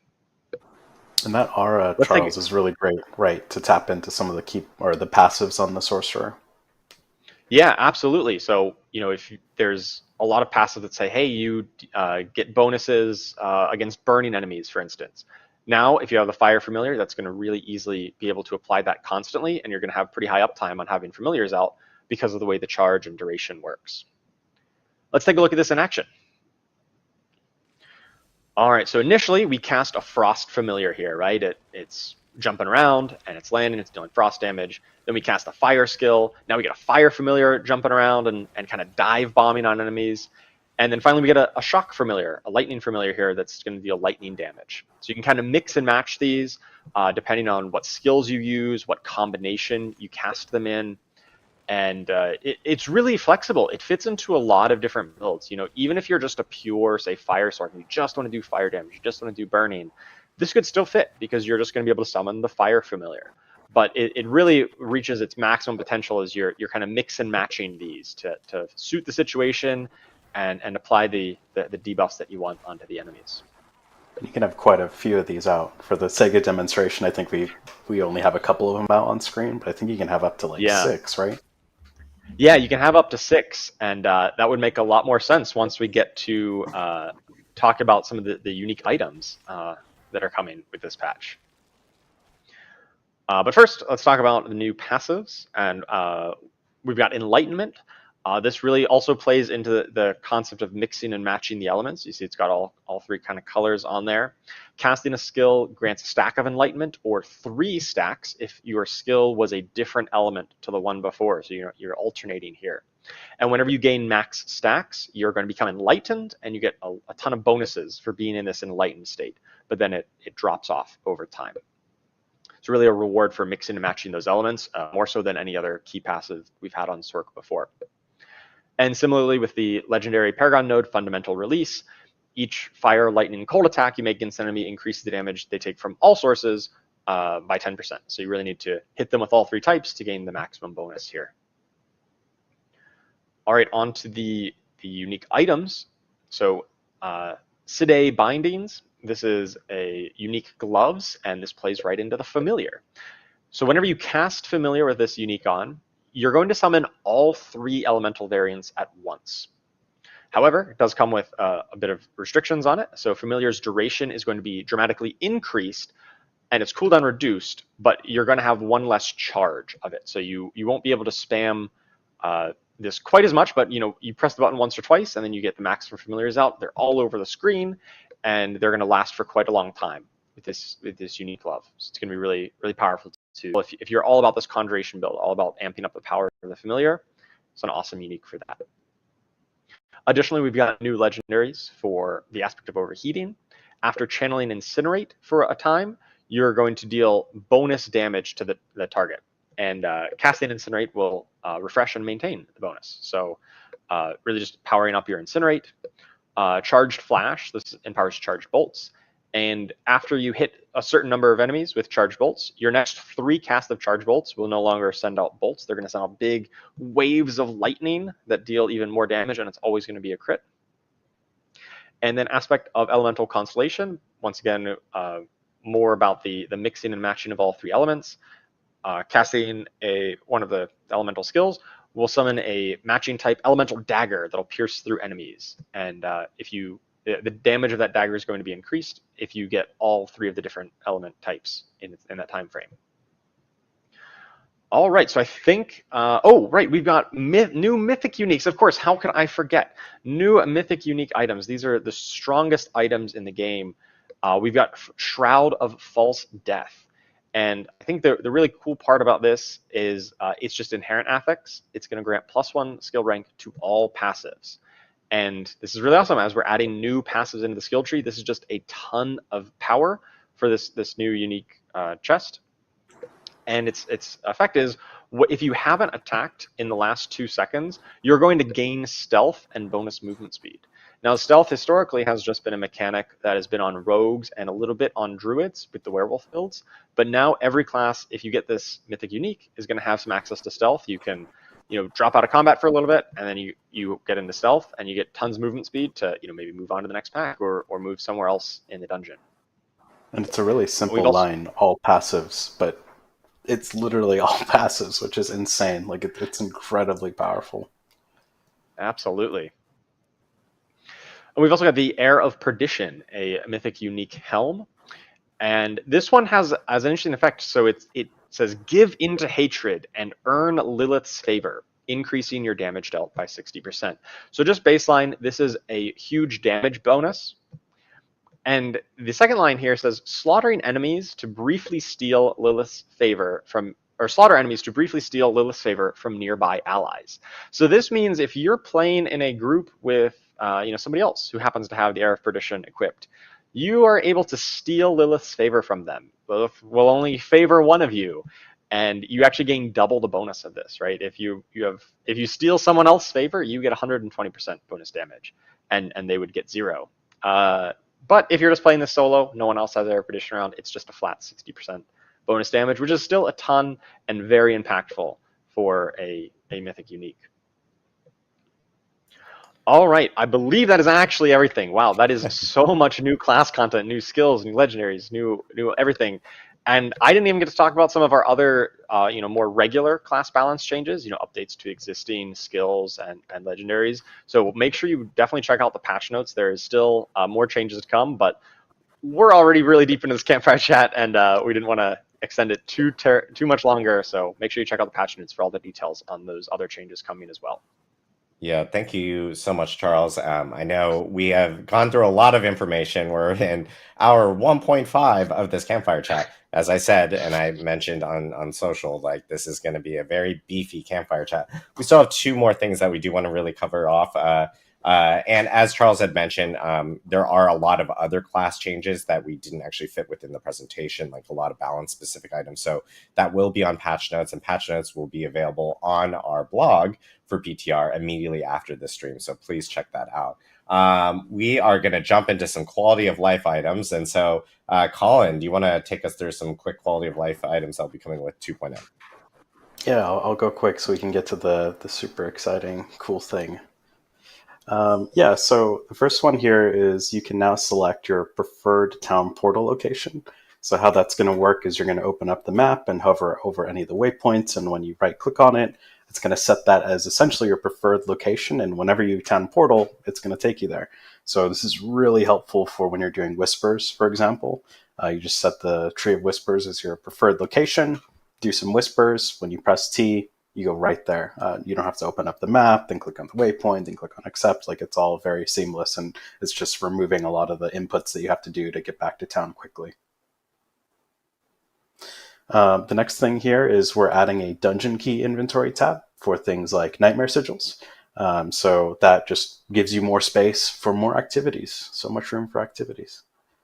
The next one here is we've done a pretty substantial rework of monster CC, and this is in the spirit of we want to have really clear sort of delineations between normal monsters and elite monsters, and we didn't like how often you were getting slowed down and how mandatory unstoppable could feel. So, it always felt bad to be fighting this huge horde of enemies, and you see this elite, and you're paying attention to the elite, and then like this goat man Mauler comes up and like sneak attacks you and knocks you down for 3 seconds, and that's the thing that kills you. That always felt like bullshit, right? So what we've done is we've sort of overhauled a lot of the normal monster CCs to be quick and snappy. Like, you still feel them, you kind of want to avoid them still, but they're much less sort of the reason why you die entirely. So the vampire impale, when like the two-hander like comes and stabs you and stuns you for 3 seconds, that's turned into an immobilize. So you can't move, but you can just smack him in the face. And then the werewolf leap is another great example where previously they'd come out of stealth and like leap attack on you, and you get dazed and you'd walk around confused. And now they just does a quick knockback.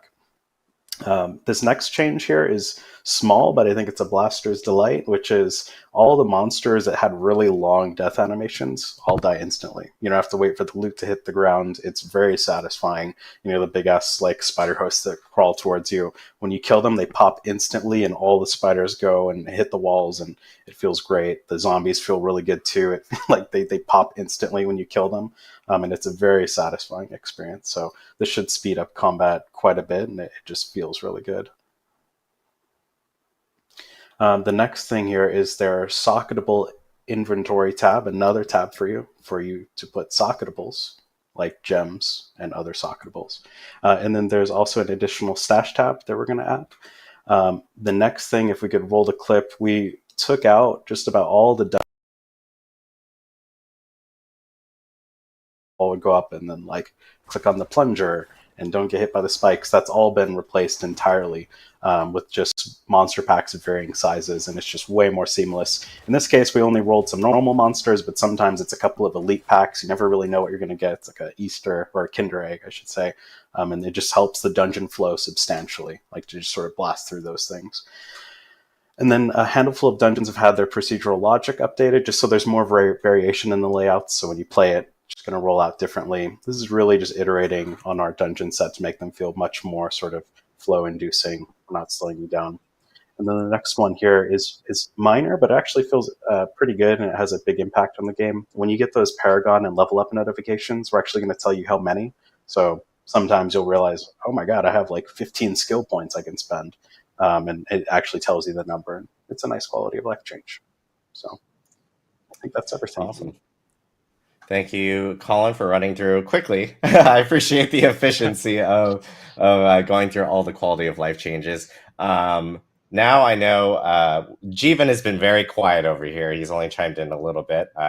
And we do want to talk about a new thing that is coming to Vessel of Hatred specifically, and for Vessel of Hatred players. So Jeevun, will you talk us through it a little bit?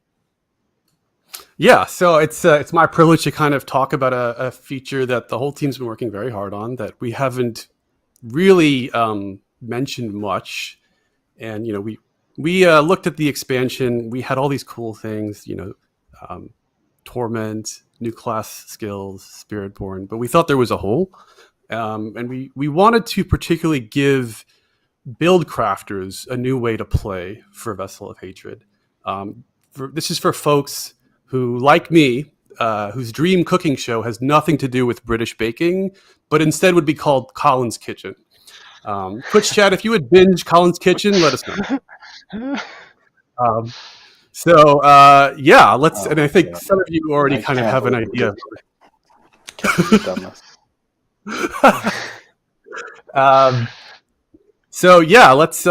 Let's get into. As some of you already know, we're going to be talking about Runewords. Yeah. So let's start with a little background. So Runewords were in Diablo 2, and they were a very powerful way of augmenting gear with socketable content. And there's a lot of good sort of nostalgic feelings. They were popular. They were remembered fondly. You can look on the right. That's one of the most iconic examples from Diablo 2. The name is Enigma, and you would make it with runes, Ja if Bur, and it would get you some really cool skills that would come out of it when you put it all together. And for Diablo 4, we wanted to retain the soul of what Diablo 2 Runewords did, which is combining socketable components and creating more powerful items. But we also wanted to do something that felt appropriately fresh and new. And we wanted to lean into what's unique about the modern game to make the Diablo 4 version of Runewords and make it stand on its own and really feel like the right version to be given to players. Yeah, and what was so awesome about Diablo 2 Runewords, right, was you got this set of runes that made a god item, right, and it broke the rules, like being able to teleport on other classes. Like, what the hell, Barbarian is teleporting across the screen? We really wanted to embrace that in a way that extended builds and didn't necessarily enforce you must play with this item, and we're really excited to share what that's sort of manifested, right? Yeah, and you all have a lot of builds that you started with from the base game, and we want to add on to those. So, what are Runewords? They're a way for you to make your own spells. So there are two types of runes. There's runes of ritual, and they specify actions from the player that they have to trigger. So you can see the example here of the Yule rune, which is a legendary quality rune of ritual. You have to cast a skill, which has a cooldown. So, Frost Nova or something like that. Then you have runes of invocation. And these grant powerful effects as a result of satisfying those runes of ritual. So the example here, the Gar rune, gives you 2.5% critical strike chance for 5 seconds. And you can stack up to 10 times, up to 25%. And you can mix and match these. There'll be a lot of different runes of ritual and runes of invocation, and you can put them together as you see fit. So when you combine a rune of ritual and rune of invocation, you pair them together, you put them in an item with 2 sockets, boom, you form a rune word. And as you can tell, there's going to be rarity. We're going to have magic, rare, and legendary, and the higher rarity runes will have more potent conditions or effects. So one of the important elements of this is called offering, which is the rune resource system. So your runes of ritual will generate offering, and they're meant to feed into their linked runes of invocation so that they can consume that offering. And the sort of more demanding rituals that we would ask of you as a player gain you more offering. At the same time, the more powerful invocations that you would try to get require more offering. And so there's sort of like shared economy there. So if you can look at these runes on the right, you get 50 offering for casting a skill with a cooldown, and this rune only requires 25 offering for it to trigger. That's where overflow comes in. Overflow is when an invocation receives an offering in excess of what's needed to trigger it. But put more simply, we want you to have a mix and match system, but we want the pieces to be not super hard, that they can't fit together easily when they have some rough edges. So many invocations can get different bonus effects when overflowed. Some of them might get increased radius to the effect. Some of them might get increased duration, but it'll always be proportional to the overflow amount. So as an example here, the Gar rune only requires 25 offering, and it's getting double that, which is 50 from the Yule rune. So every time you cast a skill with a cooldown, you'll get 2 stacks of 2.5% critical strike chance, or 5% crit strike. And so that's kind of how you get to play with this system, and you get to optimize it in different ways. And it creates a lot of flexibility, right, Jeevun? Like if you do a really demanding ritual trigger, for example, on a really low offering rune of invocation, it's almost a way to start scaling that rune of invocation in a completely different way beyond just triggering the rune.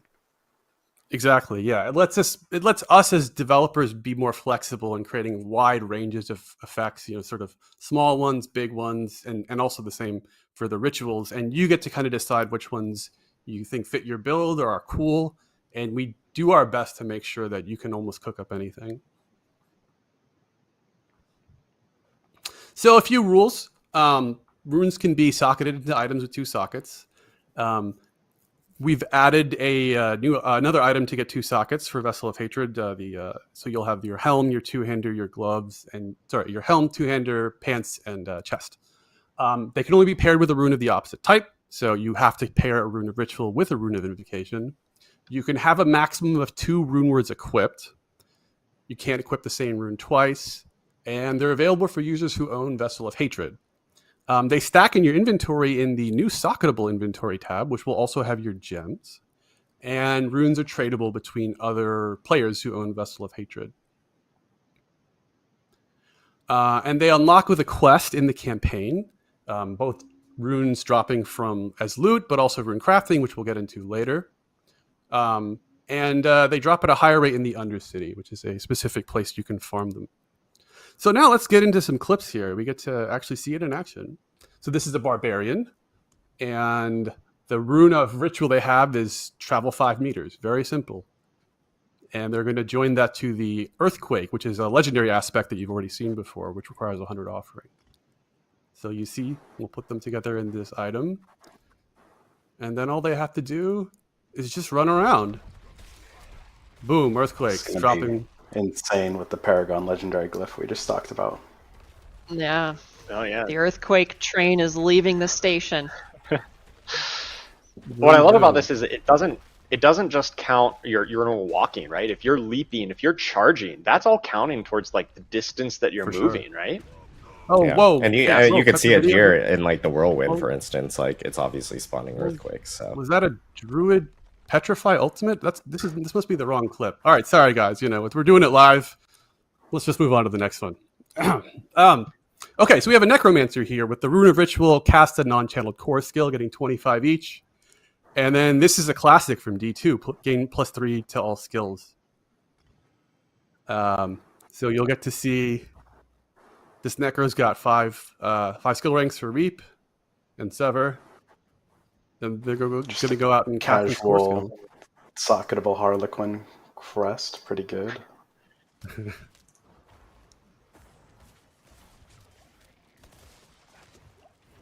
So a little pew pew, just doing your basic core skill usage, filling up the offering needed. Yeah, I really like the little tracking buff that fills up as you're getting it. So you don't need to really micromanage this. You can just at a glance see that, hey, I just filled it up, and now I get +3 ranks of Sever. Yep, so now you're at +3. There you go. What was that? So yeah, this necro is just cooking, and oh, what is this? Another broken clip? Did they just cast teleport? What? Okay, I think you guys teleporting you had enough of necros. What are you cooking over there, Jeevun? Yeah, I'll stop making jokes mostly. Yeah, so what we really wanted to lean into with D2 Runewords, among other things, was the ability to cast other classes' skills and use their power and harness it into your build. So with Runewords, you're going to get to do that. Each class is going to share 2 skills and 1 legendary aspect, like the Earthquake one that you saw. And some of them are even going to get to cast improved versions. So for instance, instead of the standard Decrepify from the Necromancer, you get to cast Horrid Decrepify, which is the upgraded version. And that's we did that for a lot of reasons. We wanted to make some of them feel a little better and a little more powerful. And a lot of it is about balance. But one important thing that I always want to highlight here is that you always cast the best version of the skill if you have upgrades as the sort of home owner of the class, right? So what that means is, let's say you're a Spiritborn and you equip the Cry rune, which is the Vortex spell. If you have points into the upgrade, then you'll cast the upgraded Vortex when the rune goes off. So I don't think there'll be any class envy. Like everyone will get the best version of their own skills, and then they'll get to use other classes' skills. And we're really excited to see how people can construct new builds and new archetypes and what they can do with using the power of the classes. And that says enhanced Warcry, so that means Necros can become Berserk, right? That indeed does mean that, and that enhanced Warcry is a winner. I gotta say, that one's real strong. We've already seen people just chopping up the pit with that one. Yeah, absolutely. Really looking forward to what kind of interesting new combinations and builds you can come up with by dipping into other class skills in unique ways. It really just multiplies the possibilities of what you can do with any given class. Yeah, exactly. And not only do we want you to augment your builds with other classes' skills, but runes will scale with gear. So when you get more interesting runes of rituals, you'll find ways to optimize them as well and get more output. So we really feel like people will have a lot of theory crafting that they can build off of the Runewords system, and I'm very excited to see how you break the game. By the way, that's what she'd do on PTR for me. Just break the game. See every build you can find that totally destroys everything. So now we have the crafting element. So using 3 of the same rune, you can use them to roll a new rune. You go to the jeweler, or it might not be the jeweler, but we'll see. And you will combine 3 of the same exact rune, and you'll get a new rune out that is guaranteed to be different than the rune you put in. And there's a chance to uproll it to the next highest rarity. So if you put 3 magic runes in, there's a chance that it'll be a rare rune. Same with rare. There's a chance that it'll be a legendary rune. And then on top of that, we'll have the ability to craft mythic uniques. So you can use runes. Each mythic unique can be crafted with a specific set of runes. You'll need a legendary, rare, and magic runes of a certain quantity, and 1 resplendent spark. And this is in addition to the existing mythic unique crafting flow. So I was just going to say, this really harkens back to the sort of crafting that was so core in D2, with the runes of being able to match 3 and get the next upgrade, but in a way that's a little bit more flexible and gives you more progression out of it. And this is all tradable, right? So that match 3, those crafting mythic uniques, what do you think that's going to do with trading? Yeah, I mean, I think it's going to really build a sort of player community around how to acquire the runes you need, whether it's because you want to combine, you have 2 and you want to find that 3rd one to combine for a new one, or you're hunting for a specific mythic unique. I think we're going to have a lot of player interaction, and well, someone's going to win the capitalism game there, so we'll see how that goes. I really like how the rune crafting system makes it so you're kind of always progressing, right? If you're getting rune drops, then you're getting materials that can use to progress towards higher rarity runes and potentially towards these mythic unique items. Unlike some of the other loot drops, if you don't find a good piece of gear, it just ends up being salvage. Here with runes, you're kind of constantly getting some of that progression, even if it's not always the perfect rune right now.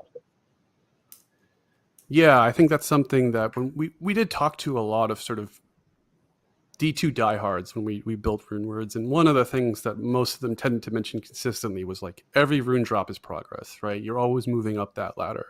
And so we wanted to make sure that even if you didn't get the exact thing you wanted, it still meant something to you one way or another. Well, I know we've talked a lot about a lot of stuff today. We had progression, itemization. We talked about quality of life. We talked about class changes, and of course the newest thing, which is Runewords, which will be in Vessel of Hatred. But the one thing we did want to quickly talk about was PTR. PTR is coming up. And we want to give a little bit, or at least some specifics on what that PTR test is going to be, and also hear from the team on exactly like what they're looking for from you guys out there that are playing, like for feedback as you guys play through the systems. Everything that we've actually talked about today is going to be present in this PTR. So all the class balance changes, the progression changes, Runewords will also be part of the PTR. So we actually do want players jumping in and checking it out. So let's jump right into some of the PTR items. So as everyone knows, PTR from even the last PTR that we had will carry over content from your main account. So if you've already done all your Renown, cleared your Fog of War, your Altar of Lilith status will carry over onto your PTR account. We did do a character copy as well. It was a while back though. So you may find that it might be a little dated from like the character copy that you have on live, but that will exist for players to actually use.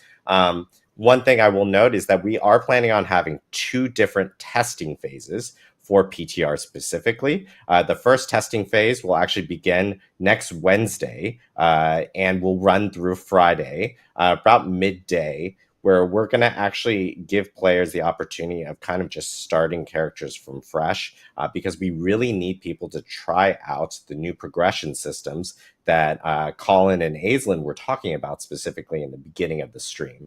So Wednesday through midday Friday, we really need players to jump in, check that out, give us feedback specifically regarding anything tied to the new progression systems.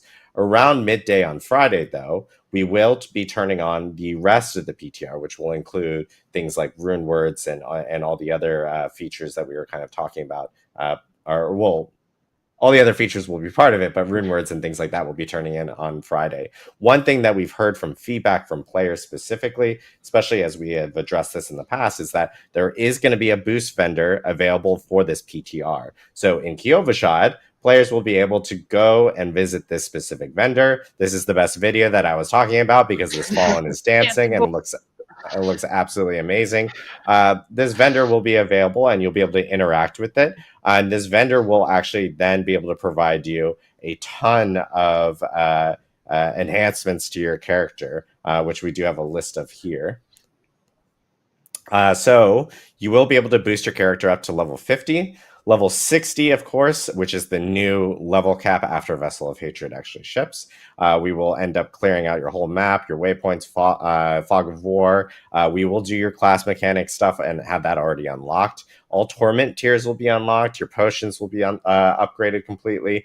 And then I know based off of feedback that we got from like the last PTR was, hey, it'd be great if we could generate like legendary items, if we can get all the unique items, all the runes, that's new now, but all the runes and everything like that, including masterworking materials, that will actually be available in this vendor. So this is a way for players to be more efficient while testing and being able to give us more feedback, especially around endgame related items.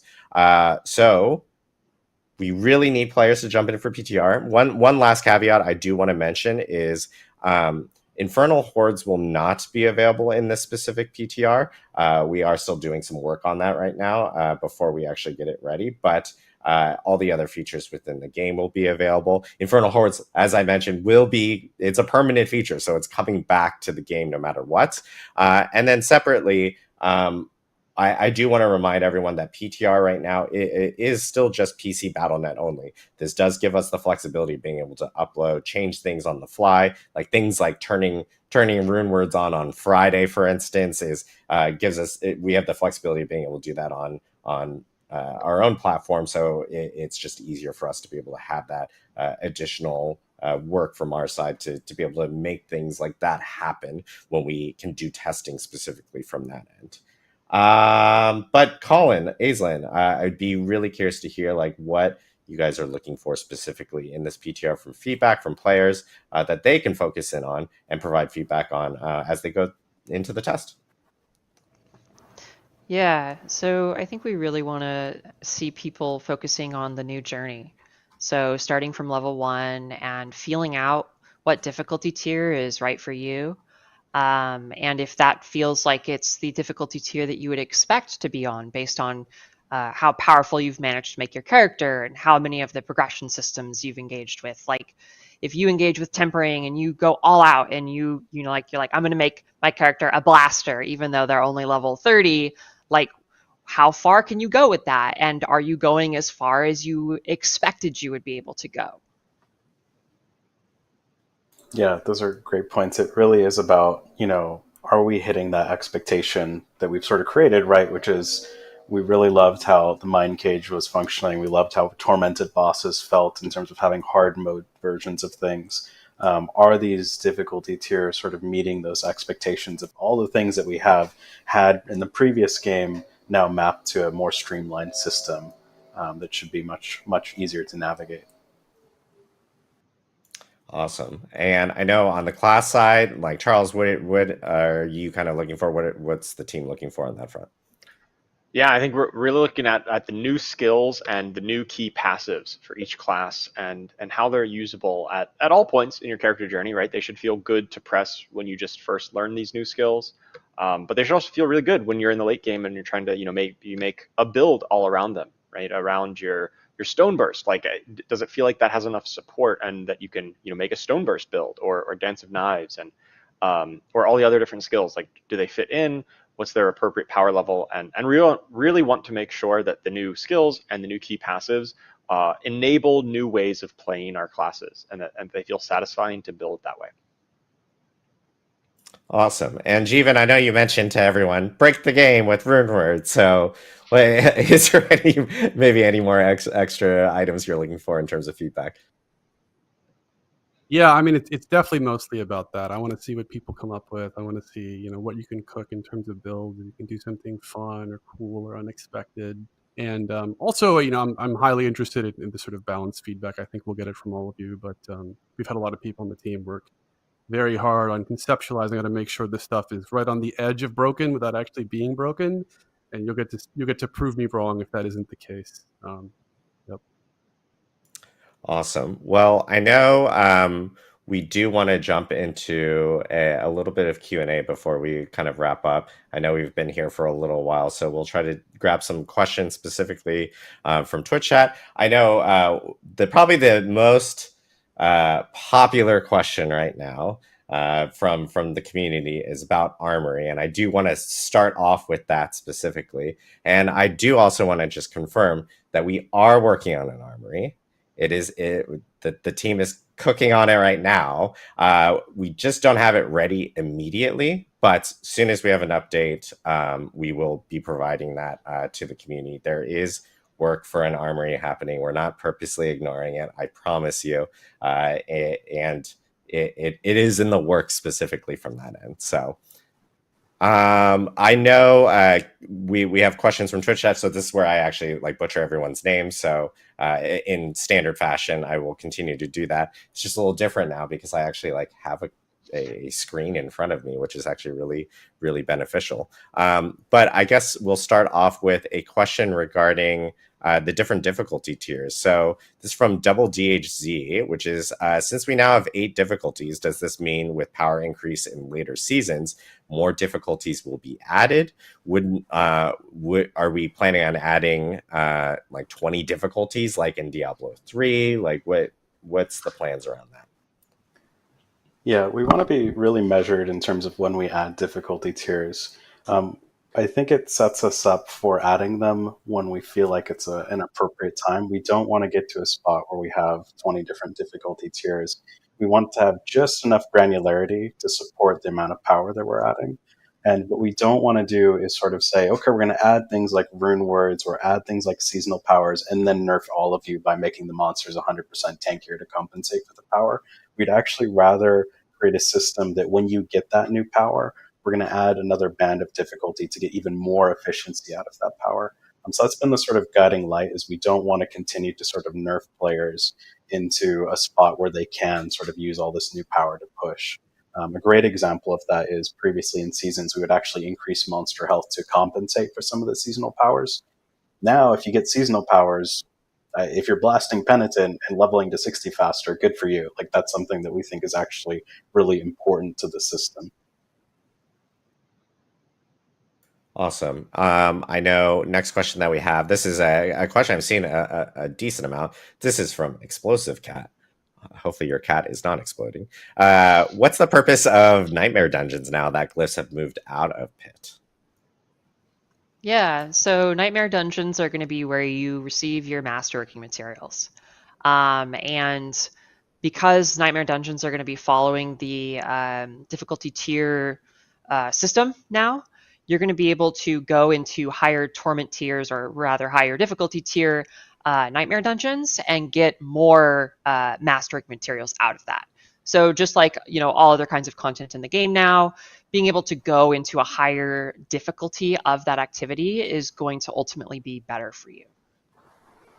Yeah, the grind, sort of putting a grind currency actually fits much better in a Nightmare Dungeon compared to the Pit, because it means that every sort of elite you kill, every chest you open, or every corner you go into and you find an elite pack, those are going to be masterworking materials, as opposed to today where it's like, well, the instant I make a turn that is not in the direction of finishing this dungeon has been a waste of my time because I want that glyph. That completely changes when everything in the dungeon is dropping masterworking materials, and we think that feels so much better for that type of content. Conversely, with the Pit, again, we're going to reward you for pushing difficulty, and we do want you to sort of get there quickly and get that reward and get out. So we think that'll feel a lot better.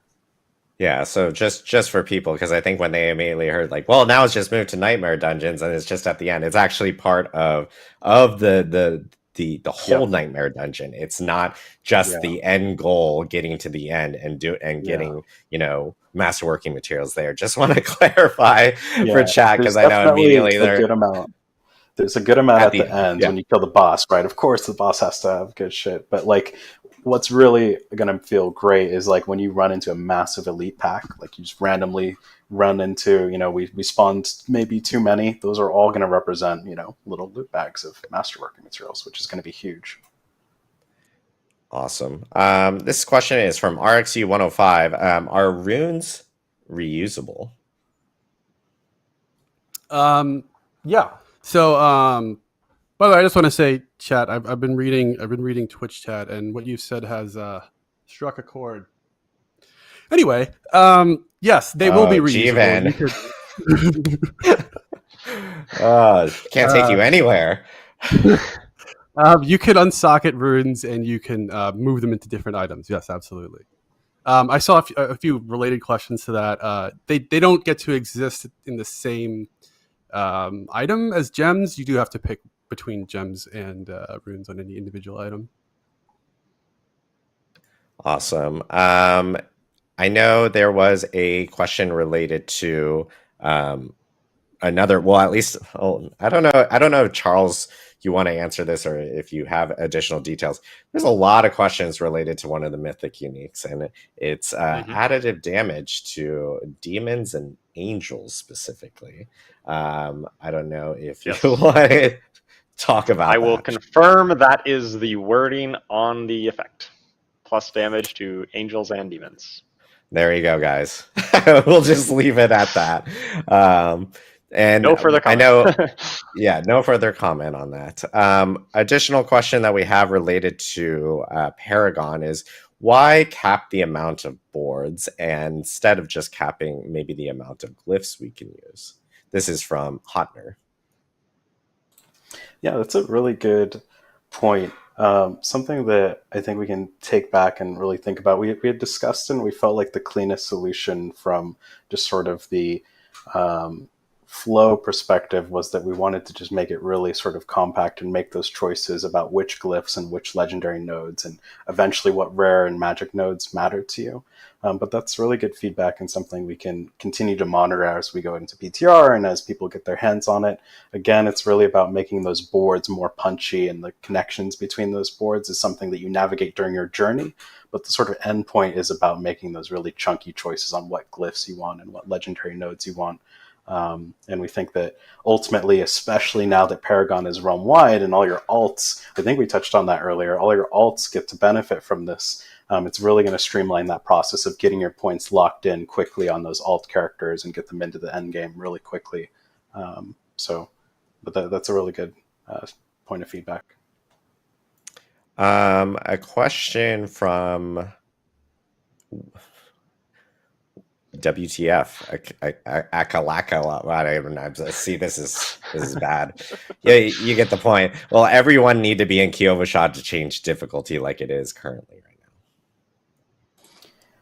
That's a good question. We've added, actually, yeah. So you could imagine how obnoxious it would be to do the pit in Karagar and then have to go to Kyovashad to then unlock the new Torment tier that you just got. So we actually added difficulty tier selectors in Karagar as well as Kyovashad, in addition to Kyovashad. And then we also have one in Kurast, and there's also another one, I think, near the Dark Citadel entrance. We've added them in a few locations across the game just to make that a little bit of a better experience. Question from a few people. There's like Corinter, there's another question from 9 Tons of Pain. Are glyphs kind of shared between all characters in the realm, or do they have to be leveled up separately? So those are still leveled up separately, but that's something like going forward, we definitely want to emphasis on like making alts more seamless to play into. And we definitely, there's some underlying feedback there, which is, wouldn't it be great if the Paragon glyphs were account wide? And it's like, yeah, that's something we can take back to the team. And philosophically, we really want to start moving towards a direction where making alts is really easy to get into and feel powerful. So that's something we can definitely take note of. And I'll also highlight that, right, because the Paragon points are shared account-wide or realm-wide, as it were. If you make a new character, you're going to get a ton of Paragon points right away, which increases your player power level, which maybe means you take on a higher pit tier, and then you get the catch-up mechanic on leveling up those glyphs. So it is a little bit easier for your alts to level up those glyphs as well, even if it's not 100% shared. Yeah, that's very true. You can level them up really fast in the pit if you're pushing deep. There is a question regarding Eternal Realm characters, like, what happens to them when 2.0 kind of launches? What's the, like, I'm assuming because they already have like 925 gear, if they're at max level, they'll be brought down to that new eye level that we had mentioned. Is there like any specific changes or anything, or is it kind of laid out exactly kind of how we presented?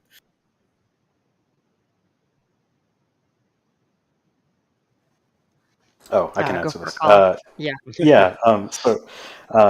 We are doing some adjustments for those Eternal players who really like to play the game on one character. We wanted to make sure that there was new loot to chase. We also just needed to make sure that with the new character level adjustments, we sort of had to adjust the eye power of items now that the fact that the max character level is 60. In addition to our goals of really sort of creating more grounded numbers, it does mean level 50 is getting an eye power adjustment, as well as the affixes are being adjusted.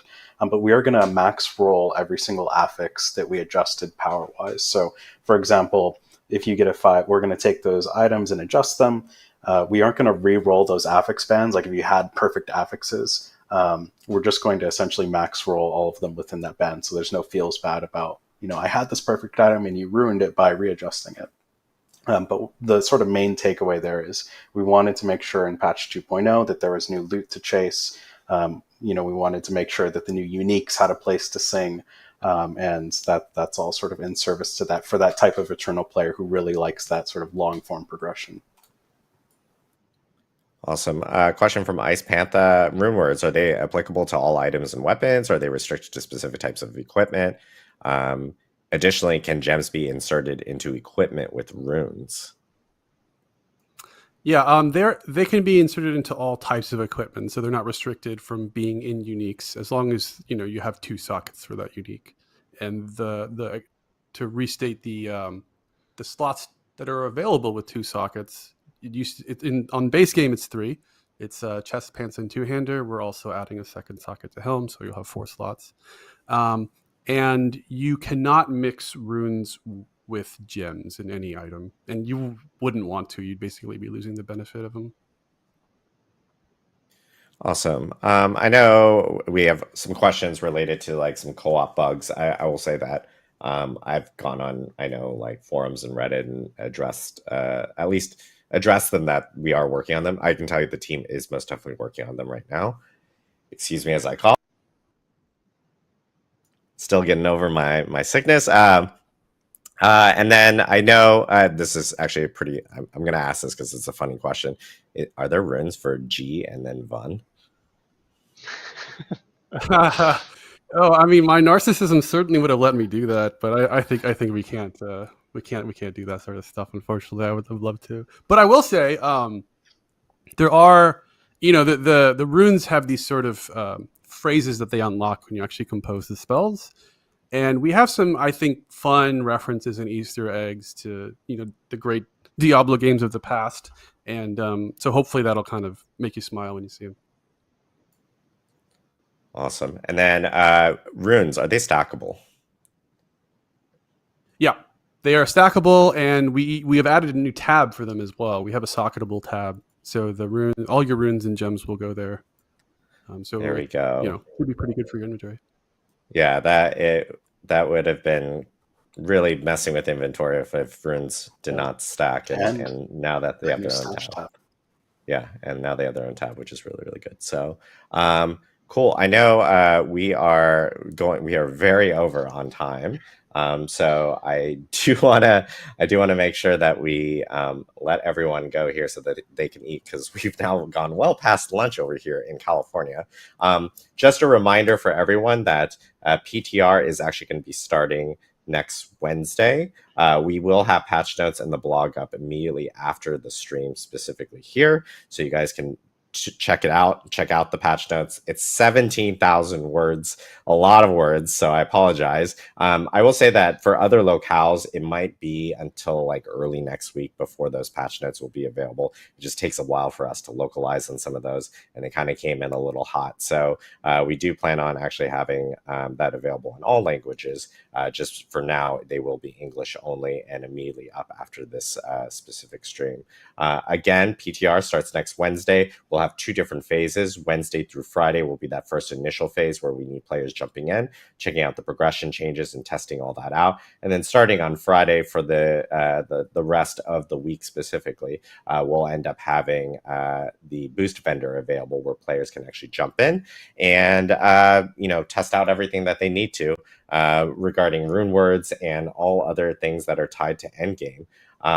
I do want to give a huge thanks to everyone on this panel here. Colin, Aislyn, Charles, Jeevun, thank you so much for going through a ton of information. I do want to also call out the rest of the Diablo team, because they have been doing a ton of work towards Vessel of Hatred and, of course, patch 2.0 and Season 6.